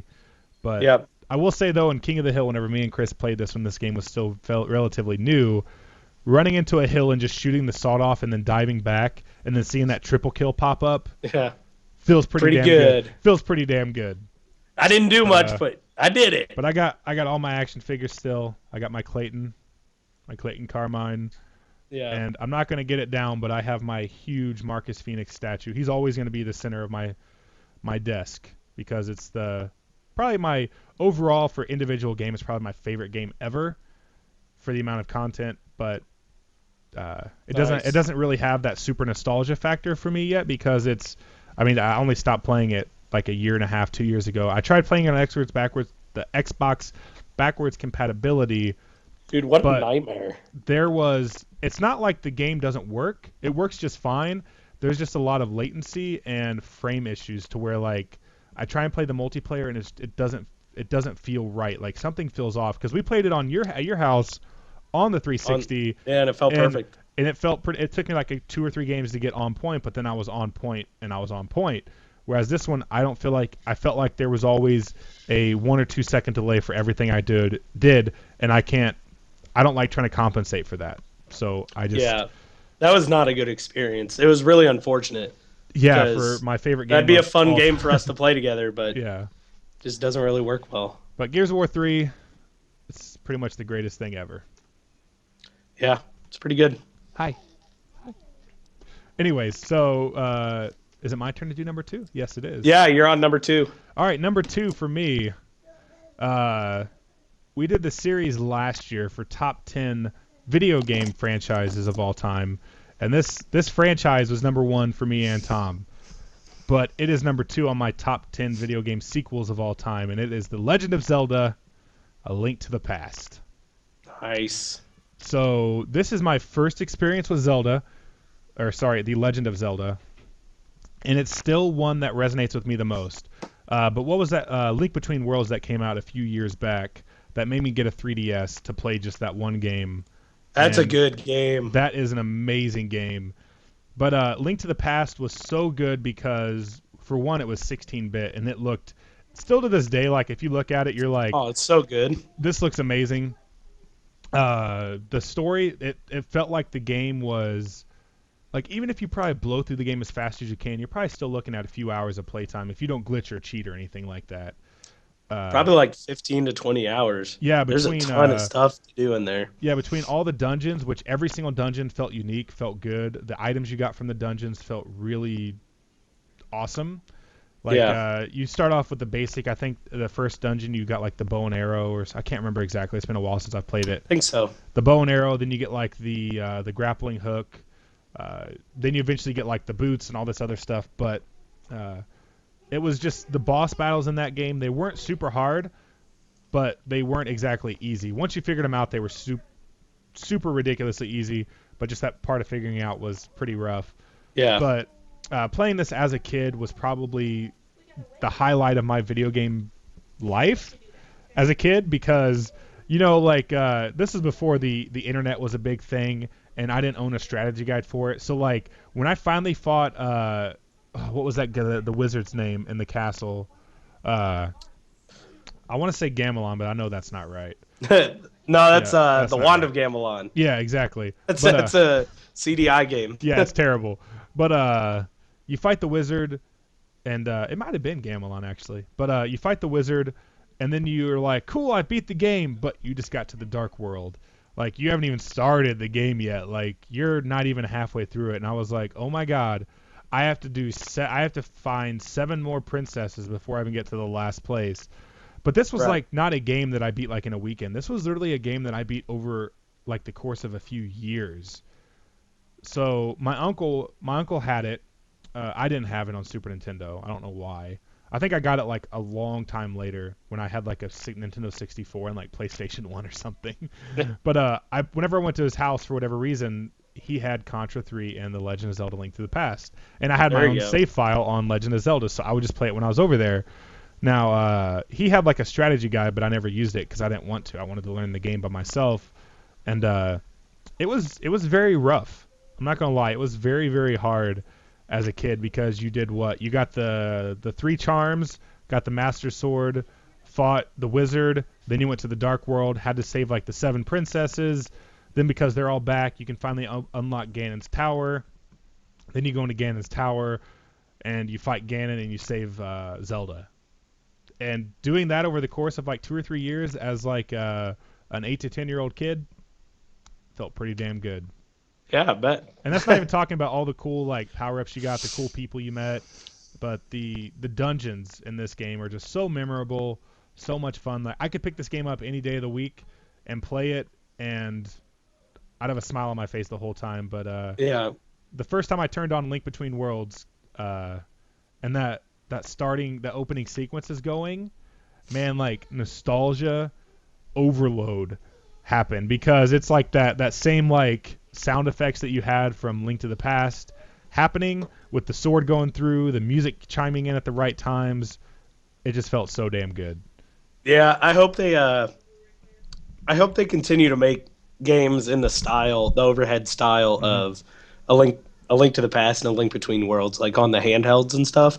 I think that'd be a kind of cool thing to have, like, the 3D games are on the consoles and the kind of 2D-ish games Yeah. are on the handhelds. I Yeah, think like, that'd be awesome. I love Because Wind it's a Waker. different type of game, It but they're is. both great. Like, I love Wind Waker and everything. I wasn't the biggest. So the reason I'm not saying Ocarina of Time or Majora's Mask are bad games, because they're once again saying that a Zelda game is bad is like once again saying that this thing only got like an 8 out of 10 on Metacritic.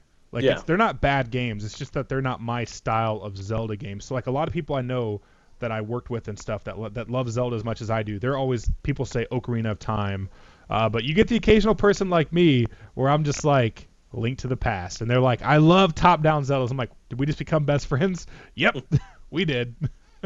Yeah.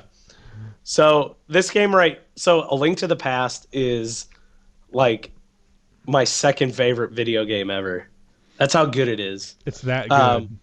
And so I never actually played this on Super Nintendo. I only really played this. I mean, I played it here and there at like people's houses and stuff. But that's not really a game where you go to someone's house and you're like, let's play Zelda. let's play Zelda. Like that's No, weird. you're like, let's play Contra, let's play Yeah. Street Fighter, let's play Mortal Kombat. Let's play Smash. Let's play a multiplayer game. But the first time I actually played through this was on the Game Boy Advance when they re-released it there. Mhm. And it was like, even though that game was like 8 or 9 years old by the time I played there, it was just, Still so good. I was having so much fun playing it. It's so good. And yeah, the whole thing where, you do all this stuff in the light world and then you go to the dark world and then you got to jump between them. It's just so clever and so fun. It makes so that map that's like one size is now two sizes. Yeah. And yeah, exactly. It's just, and the fact that like they kind of did the same thing in A Link Between Worlds was really neat too. But and getting the Master Sword for the first time was really cool. I just love this game so much. It's not my favorite Zelda game. I know which one your favorite Zelda game is probably like my number 2 or 3, definitely. Yeah. So like, literally, and my favorite game is my number 1. But like, this is literally like my second favorite game of all time. I love this game so freaking much, so much. Yeah. I think this game will probably stand up for the rest of time. Like it's just that good of a the game. way that the art style works, like people have tried to mimic it, and it will always look good. It will always look good, like a couple other Zelda games. Whereas like Ocarina of Time, it's not poopy. It's not looks gonna like look poop covered in garbage. If you play the 64 version, it looks like crap. The 3DS version doesn't look too bad because everything's kind of like smoothed out, but it still doesn't look. It doesn't and give I'm me not that. the biggest fan of how Link looks in the No. 3DS ones, but yeah, it looks a little better.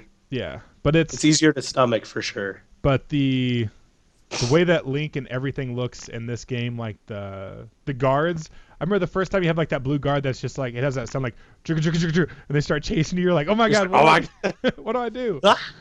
I can't tell you how many times I died in that first dungeon as a kid when you go to try and meet your uncle and he gives you the sword and the shield. I think I died like 50 times when I was a kid. Like today, awesome. I blow through that dungeon in like 5 minutes, but back then it was a little bit more rough.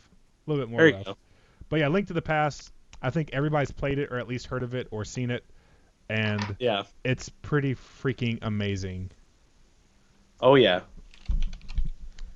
I love it. Anyways, so that is my number 2. Tom, what is your number dos? My number 2, my favorite RPG ever. I might like Pokemon Red more, but one of my favorite RPGs, favorite open world game, Rocket League. It is Rocket League, the RPG. If they made a Rocket League RPG, totally just imagine that. Oh my god, hell yeah, I would. You would too, because it'd be amazing.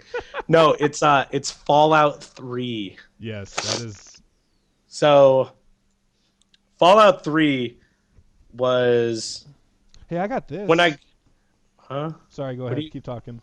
I guess I'll just watch the video and in 30 seconds I'll figure out what you're doing. But Fallout 3 is such a good game. It was one of the first games for me on 360 where I was just like, wow, this could never have happened on a previous console. So I got my 360 like in 2007. In 2007. So like I didn't play Oblivion because to be honest, nice. Is that the guidebook? Yeah, it's the hardback. I bought this when the game came out, and nice. I've never actually like looked into it too much, but there is just so much shit in here. Dude, Fallout 3 is a huge game. But it was like the first game where I was just like, man, this is why I bought a 360. Because like the Wizards and Warriors kind of thing of the Elder Scrolls game wasn't as appealing to me. But then when I saw the trailer for this, where it's like, you're hearing the I Don't Want to Set the World on Fire, like some 40s, 50s song, as it's like zooming out from this TV and just the world is like clearly gone through some shit. It was just so mind blowing. And then to see the power armor, Nah, Gears 3 is not as good as Fallout 3. Sorry. That's funny. But yeah, it was just like, man, I can't wait for this game. And when it finally came out, it was just so amazing in every Oh way to God. me. It was like the first big open world RPG that I had ever played. Um, and it was just amazing the amount of stuff that you could do. Like, yeah, it took like 2 or 3 hours to get out of the vault. But as soon as you get out of the vault, it's literally like It did take a while. you can go to Megaton or you can just kind of like go wherever. And I was like, Yeah. oh my God, like I can just do whatever. And I spent probably 150 hours. Wow, you're a sucker for buying that Judgment crap. But I probably spent like 150 hours in this game. I did everything. I did absolutely everything. All the quests. I got all the achievements. I did all the DLCs. I just loved this game so much. And at times I would just spend my time. I'd just go, I'm gonna walk that way, and I would just go and see what I could discover. And it was just amazing the amount of stuff you could do, and the fact that like I didn't even find everything in that game. It's just that like all the Fallout games are like that, where it's just massive, almost beyond comprehension. But it was like the story was okay. You know, you got to find your dad and all that, and you end up finding him, and you end up saving the world kind of thing. You are able to purify all the water and all that. But the important stuff was just like your day to day adventuring and like the characters that you met along the way. Um, like at the very beginning, it's like you have the choice of do you want to blow up Megaton or do you want to save it? And it's just like, oh my God, like I ended up saving Megaton and disarming the nuke that was just sitting in the middle of the city. But it was like, oh my God, I could just completely destroy this town and completely wipe it off the map. But it ended up being like my home settlement where I had my house and like stored everything and all that. And I couldn't imagine that game without Megaton. But the fact that you could just like completely destroy it is incredible. So my Um, my only problem with Fallout, like Fallout 3 was fantastic. You're not lying about that. My only problem with this game is that there was just so much to do that I got overwhelmed really, really quick. And I got yeah, lost really, really quick. Same thing happened with Oblivion, but I would just get lost and I would lose sight of the main story, and then I would venture off into some area where everything killed me, and then yeah, I would just turn it off and be like, I'm done. yeah. So you have to be able to like, you know, have a purpose for what you're doing in the game. Some Like, discipline. That's what you're telling yeah, me. yeah, pretty much. I mean, like, it's not hard to find the main story again because it's like it's literally on your Pip-Boy. It's like here Yeah. are all the quests you have. Here's what you did on them previously. Here's where you need to go, and like it just clearly on your map it points you in that direction. But you didn't have to do any of that stuff, which is cool. But you probably should because it gave you a ton of experience so you could level up. Because like the first time you ever fight a Deathclaw, it is the most terrifying thing in the world, especially if, like you said, you just wander into some area and he's there, because they just destroy you and like your limbs just fly off into a million pieces. Um, so yeah, you should probably have some discipline when playing these games, Tim. But I you have no know, discipline. you don't. If the story's not linear, I'm gonna wander off and die somewhere. And Yeah, then I'm gonna say the game sucks, and I'm never gonna and play it again. that's what I love about the game is that yeah, and it's the same thing with all of Bethesda's games. Is like the main storyline is never that great. Like it's never bad. It's just kind of there. Um, but that's kind of what you need. Like the individual quests are the ones that are gonna like stand out in your memory. Like there's a whole thing in that game where you find a talking tree, which is a callback to the original games, Talking which tree. I've only played for like an hour or two, but I never had them on PC, and it came out. I was too young for those games. Yeah. But like you like do quests for a talking tree, which is just insane, and like you kind of get it gets real trippy. There's a thing where you find Little Lamplight, which is like a settlement run by children, which is really cool. And then in Fallout 4, the kid that was running that town is actually in Fallout 4, which is kind of a neat callback. Um, there's a Tenpenny and Tenpenny Tower, where he's just like a total scumbag. There's just a lot of memorable quests that aren't the main quests in those games, which is kind of what it's all about. The only real complaint I had with this game when it first came out is that you would hit level 20 and that was it. And then when you beat the main storyline, that was it. Like it didn't just pop you back out into the game. You had to revert to an old save and then do stuff if you wanted to continue. But then in one of the expansions, it made it so that once you did that last thing and you turned on the water purification system, you woke back up because you go into this really irradiated place and supposedly you die, but you wake back up and then you can continue going on and like you get up to level 30 and all that, which was good. I'm glad that they made that change.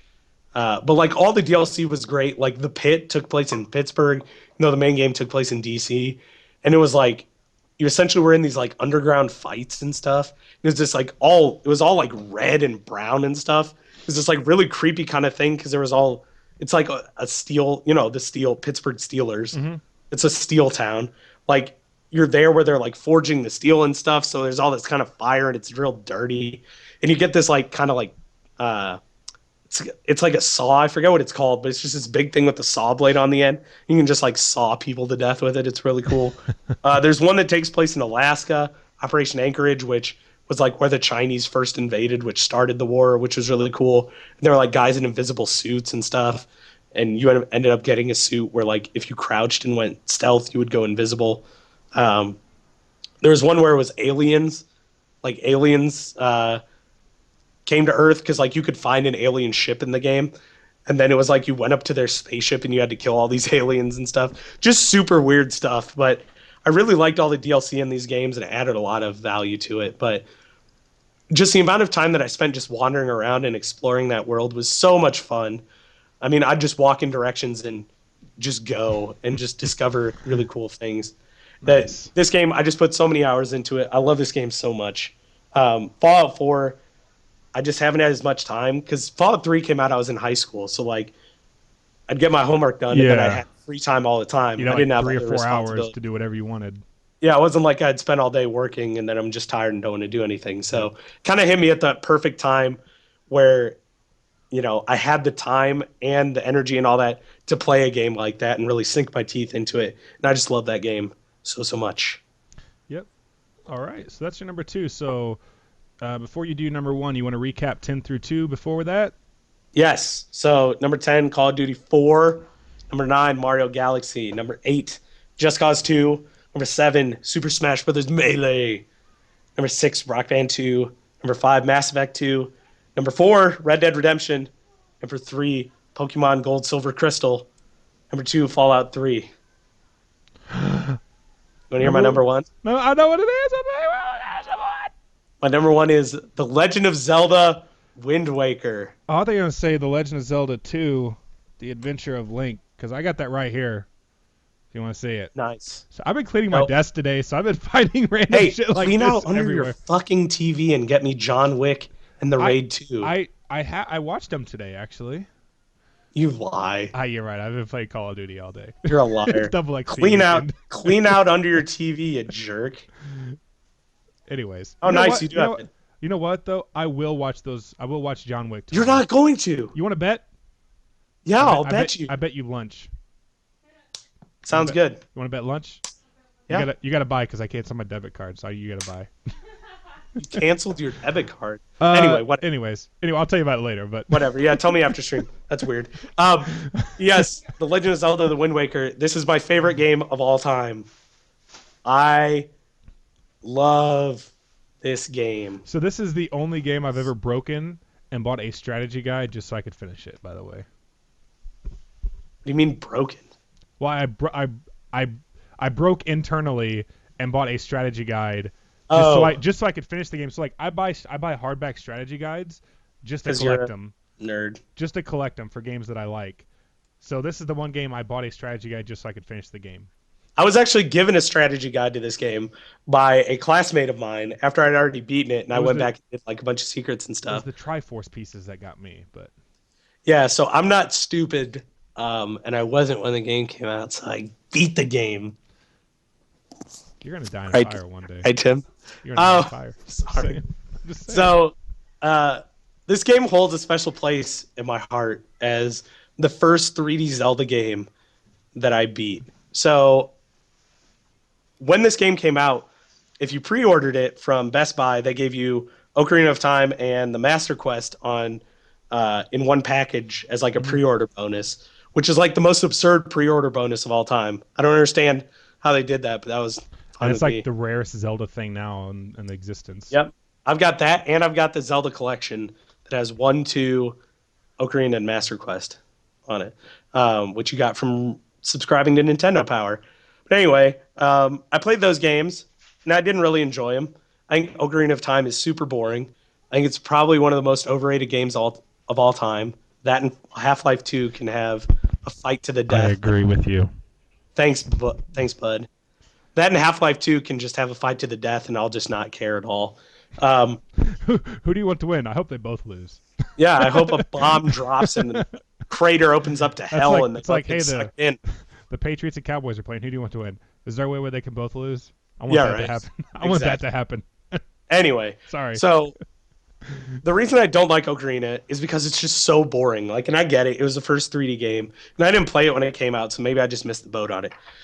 But there's just like no character to that game whatsoever. It's just like this boring thing where you're in this boring world and doing boring stuff. But the Wind Waker is this colorful, cartoonish looking world. Link is so expressive with his face, like his eyes will look at stuff in the room. Yep. All the characters have this great personality to them. They're so colorful and different.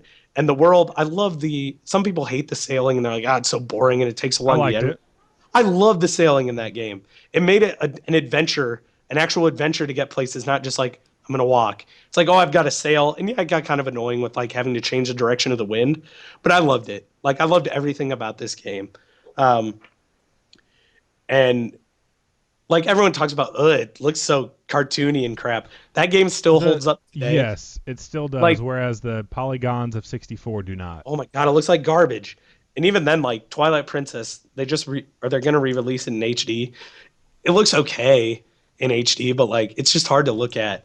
And even then, like, it's GameCube graphics, so they're not that great to look at, but still, if you look at all the Zelda games other than like the old school ones, look at all the 3D ones, I still think the Wind Waker looks the best out of all of them. Wind Waker HD looks really good. And then Wind Waker HD is like godlike, which it's weird that I've never played that game, but it is weird.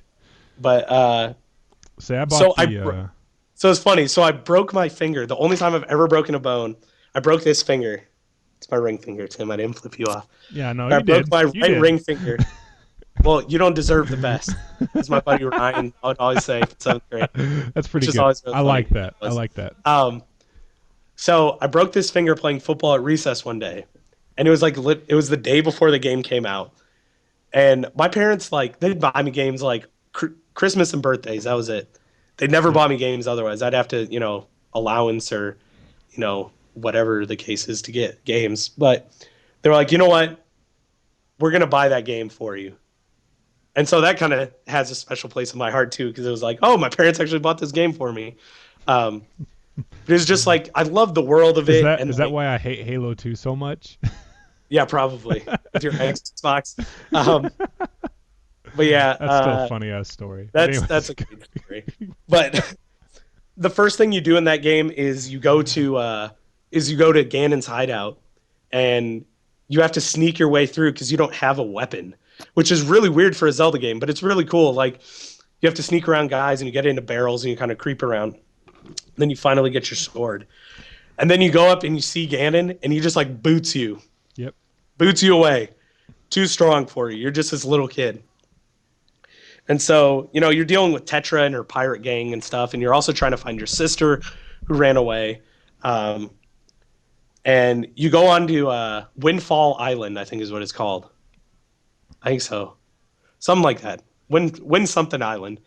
And it's just like the characters you meet there are so bizarre. That's where you get the boat, right? Yep, that's where you get the King of Red Lions, who is a talking boat. And you're just like, what the hell? I'm on a boat. But, that's what I'm thinking of right now is the Lonely Island. I'm on a boat. But like on that island, you have little kids that you play hide and go seek with that are little snotty, bratty little kids. Love those characters.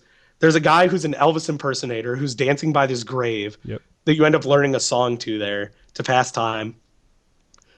There's the weird guy, I forget his name, who does all the mini game stuff like with the boats and all that, where he puts the pirate thing over his face and he looks super disinterested, like he really hates his job, but he's there because he's gotta pay the bill. Gotta feed the family. Oh, you did it. Here you go. Here's a piece of heart. There's like there's the auction house which has like if you break the pots in there, the guy gets really mad at you and throws you out, and you have to pay for him and stuff. There's just this really bizarre cast of characters in that game, and I just love the fact that it has so much personality. And then once you collect the 3 orbs, because you always got to find these 3 orbs, you end up Always. you end up transporting to this area. It's like, huh, this looks familiar, and it turns out castle. that the kingdom of Hyrule is underwater, Yeah. and the Hyrule Castle is there. Look at these sexy beasts. Hello, Hey, very sexy. Um, I look good. but yeah, he's there, and then you realize that the king of Hyrule is actually the one that's talking to you through your boat, and you realize that Tetra, who you thought was just your pirate friend, is actually Zelda in like the storyline of the game. Like she's the next Zelda, which is just a really cool reveal. And then, well, I guess you're out, bud. Later. Um, but it's like all of a sudden you grab the Master Sword and you're like, oh shit, the Master Sword's here. Grab the Master Sword and everything comes back to life. It's all black and white up to that point. Everything comes back to life and you have to fight like 50 different guys, 50 of the hardest guys in the game pretty much. And so it just turned into this really cool moment where it's like, oh my God, this game just got super epic. And then, yeah, you have to go and you have to find the 8 pieces of the Triforce, which was a little tedious, but I ended up liking it anyway because it just gave me an excuse to explore and Yeah, it travel. wasn't hard. It was more of like I was missing like 2 or 3 pieces and I couldn't figure out where they were. Yeah, and like you have to get your maps translated by the fish, which that's another great character is the fish that like colors in your map for you. You throw fish bait into the water and he comes up and he's just pretty much talking shit to you the whole time. But I really like that character, and Tingle's in the game, and he's probably the most bizarre Tingle, yes. Nintendo character ever made. And and then once you find it, you like have to power up the Master Sword, and so it's really cool because like the little wings on the side of the Master Sword are like closed up at first, and then when you finally power it up, it like shoots out, and it's super cool looking. And then at the end, you end up fighting Ganon with Zelda by your side, and like Tetra is actually turned into Zelda now. And then the most brutal finish to any Nintendo game. Oh God, yes, it you was literally so just good. stab him through the top of his head, and you kill Ganon that way, and he turns to stone and pretty much sinks to the bottom of the ocean. Like, it was such a cool way to end that game. And it was like, oh, okay, the game must be over now because I just stabbed the main bad guy through the top of his head. Yep. But yeah, like along the way, you find like I forget what they're called, but they're like little leaf people, and they like follow you. One of them follows you into the dungeons, and you get to see like the Great Deku Tree from the first game, or like the seed that comes out of him after he dies in the first game, or in Ocarina of Time first game. But you find him, and that was a cool moment. And then there are the weird like bird-looking people that follow you around, and you get companions for each of those races. And it was just so cool the amount of color and personality in this game that I think sets it apart every other Zelda game, and it's my favorite game of all time. Yeah, so I bought this. Never played this on GameCube, but played it on the Wii U. I actually bought the Wind Waker bundle, and this is when I was in San Antonio opening a building for Amazon, and I did not have good internet, so I had to go and buy the game on disc as well so I could play it. But it was so much fun. Finished it in like it was actually good that I bought it because I had allergies hit me like a freight train, which I never get allergies. Like I might get like the sniffles, but like my eye was swollen shut from the allergies and all this other crazy stuff. So that's what I did for like an entire weekend. It was probably about 35 hours in about 4 or 5 days that I was down there that I played this game, and it was never a dull moment. So much fun to play. But yeah, I think Tom pretty much nailed it on the head. I loved every second of it. It looks fantastic. Still to this day, if you popped in the GameCube one, probably holds up pretty well. The GameCube itself, like most of the stuff on the GameCube, holds up pretty well. Yeah, like Beautiful Joe. Stuff like that with that kind of art style will always forever be look good. It's like Nintendo, they know that they don't want to put like the super hardware into the systems like the PS4 and Xbox do, so they find ways to make games look really good with hardware limitations, like they did on Which is NES. what this next game looks really good. I love the fact that they're going cartoony again. Yep. Because that will always look good, and you can always make something look cartoony, look amazing, without the same level of quality that you need for something more realistic. Yep. So I'm glad that they're going back to that look, and I hope that next game is great. It will be, hopefully. Gotta Anyways. hope so. All right, so moving on to my number one, I'll recap 10 through 2 real quick. Number 10, Def Jam, Fight for New York. Number 9, still just a random one, isn't it? Yep, I love it every time you say it. Makes me laugh. Number 10, Def Jam, Fight for New York. Number 9, Contra 3, The Alien Wars. Number 8, Call of Duty, Black Ops 3. 7, Skate 3. 6, Super Mario Brothers 3. Number 5, Doom 2. Number 4, World of Warcraft. Number 3, Gears of War 3. And number 2, Legend of Zelda, A Link to the Past. Number 1, do you want to take any guesses, Tom? I think you know what it is. I'm drawing a huge blank here. There's always a franchise that I talk about every single episode. Barbie Horse Adventures. There it is. Oh, my goodness. No, it is actually Five Nights at Freddy's 2, the greatest sequel ever made. I know what your top game is. I'm an idiot. It is a number 2, though. It is a number 2. It's Yep. actually Resident Evil 2. Yep. I can't believe I blanked on that. I feel so That's dumb. what I was like, come on, you know this one. I hate myself. So, God, I don't even know where to start with this game. So, at first glance, if you look at Resident Evil, the original, not the remake, that is fantabulous. I didn't want to put the remake on here because I felt like that would be cheating. Yeah, I mean, I would have counted it. But I feel like this game has more heart and more soul than the remake. Because the remake, like, it was pretty much took the main thing and just made it a whole lot better with the base storyline anyways. But yeah, this game seems to do more. Yes. It seems to be a huge jump from 1 to 2. Yes. So 1, you play as Chris Redfield and Jill Valentine through the mansion. And the story, there's nothing really crazy that happens. Like, I mean, well, there's crazy stuff that happens. But you finish the game, you can rescue up to 3 characters. So Jill, you can rescue herself, which she always lives, Barry Burton, and Chris Redfield. Chris Redfield, you can rescue Jill and Rebecca Chambers. And, of course, Brad Vickers always survives because he's flying the helicopter, but he doesn't count because his nickname is Chicken Heart, and he's a piece of crap. Good old Brad. Good old Brad. But this game, so when you look at it, there is Leon and Claire. And you think it's pretty much the same thing. You play through their campaign, you finish it. You play through Claire's campaign, you finish it. The game's done. Quite the contrary, actually. This game has an A and a B mode, Scenario 1 and Scenario 2. So if I play through like we did during our Halloween stream, I play through as Leon, and I finish the game in Scenario 1. When I start playing as Claire, I can do a Scenario 1 or a Scenario 2. So Scenario 1 is pretty much her scenario, the same way that Leon went through, but a couple things are changed. So like a couple of the rooms are different, you take a different path.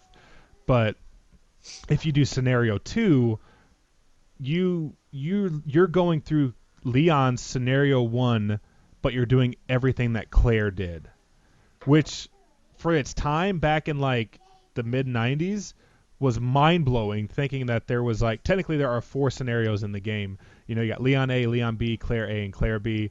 That's not counting Fourth Survivor mode or Tofu or any of that other stuff, the extra stuff that's in the game and all the unlockables. But the story pretty much takes place, I want to say it was, well, he says at the very beginning, about 3 months, I think it's 3 months, the first game happened. And, you know, the people from Stars, Chris, Jill, Barry, Rebecca, all them in the canon storyline, they all survived. None of them got left behind, even though none of that happened in the first game. But you, as Leon, you're rolling into town because it's your first day on the job, and all hell broke loose pretty much. Oh yeah, that day to and start with. That day that's your first day on the job. Like imagine that. But Right. if you're Claire, you're rolling into town trying to find your brother Chris, who was on the Stars team that was in the original game. But as the game starts, like there's, you know, the same introduction, but depending on which character you play, depends on which introduction you see, which is pretty cool. Like at least like the first 90 seconds of it, the last like 90 seconds to 2 minutes is always the same. But if you start off as Leon, you're driving a Jeep. Beep beep, I'm driving a Jeep. And there's like literally a chick that's What? yes, exactly. Okay. He says that All right. too if you listen close enough. Does he say that? No, he doesn't.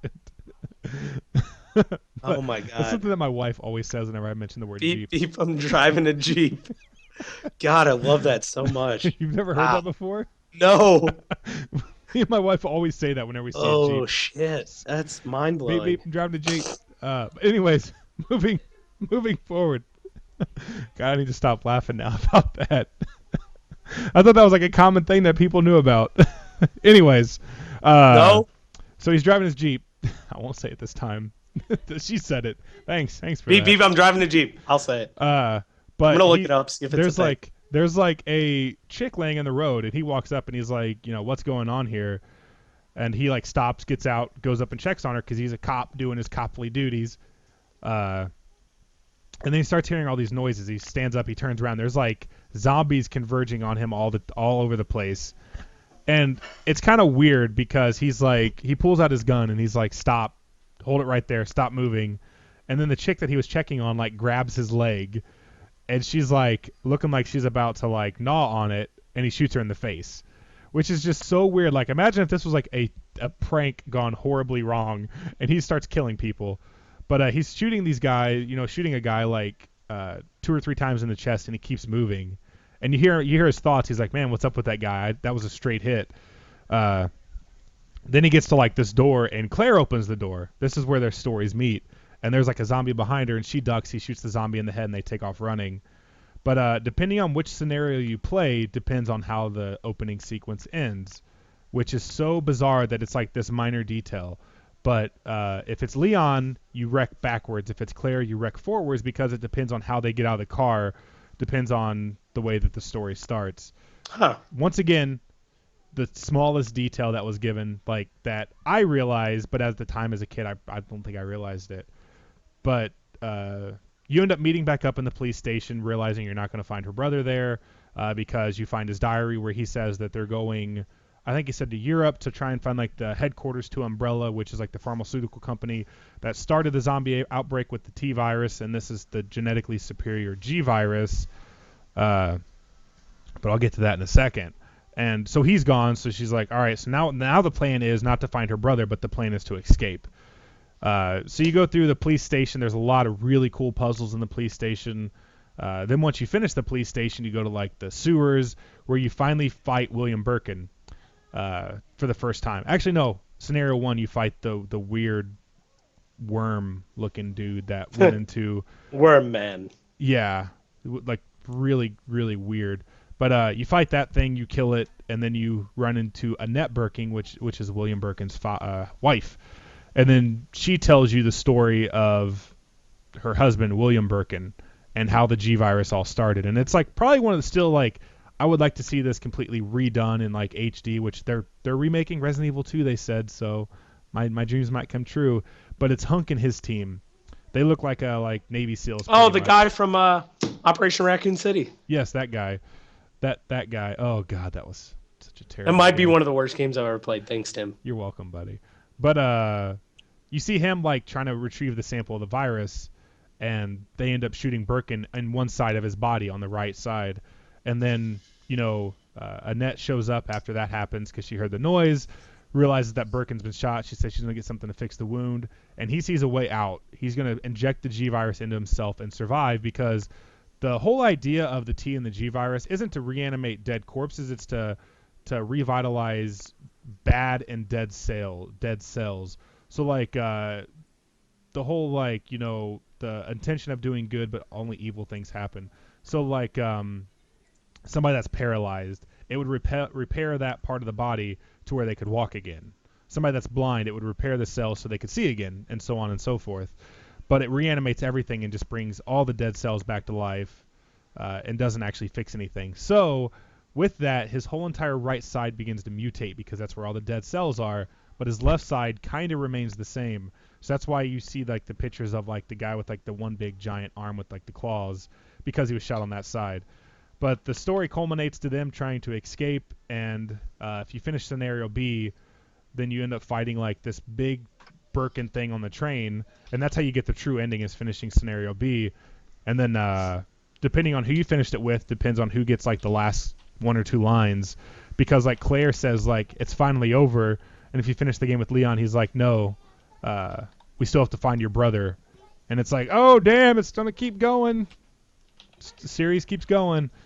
But yeah, just like the replay value that I had with this game and how much I mean, the game doesn't really hold up too well today. Like the backgrounds do, like the rooms you go into, because they're like static, like pictures that are on there. But the characters and like the way they talk, because it's PS1, so their lips don't move. But whenever they're speaking, their hands are doing like this weird like thing, so that way you know that they're talking. Yeah, which is good old trying to do 3D graphics on but it was 32-bit system. But it was a great way to let you know who was talking. Yeah. So like if it's Leon and Claire talking and Leon's talking, he'll like point at her and like do like these motions and stuff. Then once he's done, his hands go to his side, and then Claire starts to talk, and then she starts to move and talk, which is kind of cool. It's like a good way to overcome the hardware limitations. And it wasn't actually rectified until Resident Evil 4, or actually I guess Code Veronica on the Dreamcast, where they were actually able to show characters talking if they wanted to. Yeah. But they did the best with what they could. Yeah, and I mean, like I said, this game has so much heart, so much soul poured into it. It's the one game that every fan has been crying out for a remake. But if you were to ask any real Resident Evil fan what their favorite Resident Evil game is, and you say you cannot say remake, it's either going to be 2 or 4. Yeah. The reason it's not 4 for me, so 4 was a great game for its time, and it still holds up today. I just beat it last year. It is a very good game. It's a very good game. So my problem with 4, it's more of a personal issue than like a gaming issue, is because 4 has taken the series to where it has gone today. Yeah. So like when it came out, it was great, but because of 4, we're never going to go back to the old static cameras that we have in Resident Evil 1 and Resident Evil 2, 3 and Code Veronica, which are the original ones. And Resident Evil 2 just happens to stand out the most to me because of the memorable characters of Leon and Claire. Sherry Birkin was in that one, and Ada Wong. That was the one where all those characters were introduced, and they're still alive and well in the series today. And Leon Kennedy is probably the staple of the series to most people. To me, it's still Chris Redfield. It's Leon. Leon's the big guy. Yeah, he is. And this was his first game, but to me, Chris Redfield's still my favorite character of any of the characters in the game. You want this? He does have a pretty good character arc where he like starts off and he's kind of skinny, and then by current day he's real buff. He's Marcus Phoenix by this time now. Yeah, and I can see what you mean by 2 being your favorite more than 4, because like the first Resident Evil I actually played was 5, oddly enough. Mm-hmm. And so I really enjoyed that game a lot. And then I played 4 a little bit, and I was like, wow, that's really cool. I didn't actually beat it until last year. But yeah, you making me play the first one, the very first remake one, where it's like, oh my God, this game is actually really good. Yeah. But they're not the same games, like not even close. Like they have a little bit of an overarching story, but even then it's not that interconnected. Which I guess is good because, then you can play each game separately as kind of its own thing. Or if you're a big fan like yourself, you can do that and understand the whole story arc as a whole. But I loved that remake that they released, and I'm so excited for this remake that they're going to do of Resident Evil 2. Yeah. I cannot wait to play this game again because I really don't want to play it on the PS1 just because it looks so bad. It's kind of hard to look at, but I really want to play it though and kind of experience that game. So I can't wait for that remake. I hope they take the loving and the care that they did with the original remake into this one, which I think they will. But I don't want no behind the shoulder camera. I like the static cameras in the corners. I like the not free aiming, but just aiming at the enemy and shooting them, and kind of like the dice roll having the chance of a headshot, but it's not guaranteed. Yep. But yeah, Resident Evil 2, it's not my favorite game of all time, but it's definitely my favorite. Just like when I think about the original and how they expanded on it and all the stuff that they added, it was just so good. Mm-hmm. And then Resident Evil 3, nothing against it, but it's amazing as well. Just that Resident Evil 2, I felt like there was more bang for the buck. And I remember getting Resident Evil 3 for Christmas, and I think I spent like 12 hours in 2 days to finish it. Nice. But Resident Evil 2 is still that game that I have a copy of. I can just pop my disc in, finish a playthrough in about an hour and a half, and just have a smile and be happy the whole way through. There you go. But yeah, so that wraps up sequels month for February. Yay! A lot of fun. It was good. A lot of fun. But next month, we got a event coming up. What is it, April the 6th? No, that's not right. April 2nd? When's WrestleMania? April 18th? April 34th? April 9th? April 10th? I think it's April 1st. No, that's a joke. Hold on, let me figure it out. Oh, wait, no, April 3rd. Sorry, April 3rd is WrestleMania. Nice. So in honor of WrestleMania, next month is going to be all wrestling. And I'm excited. If you smell what Stay Tuned Yes. is cooking.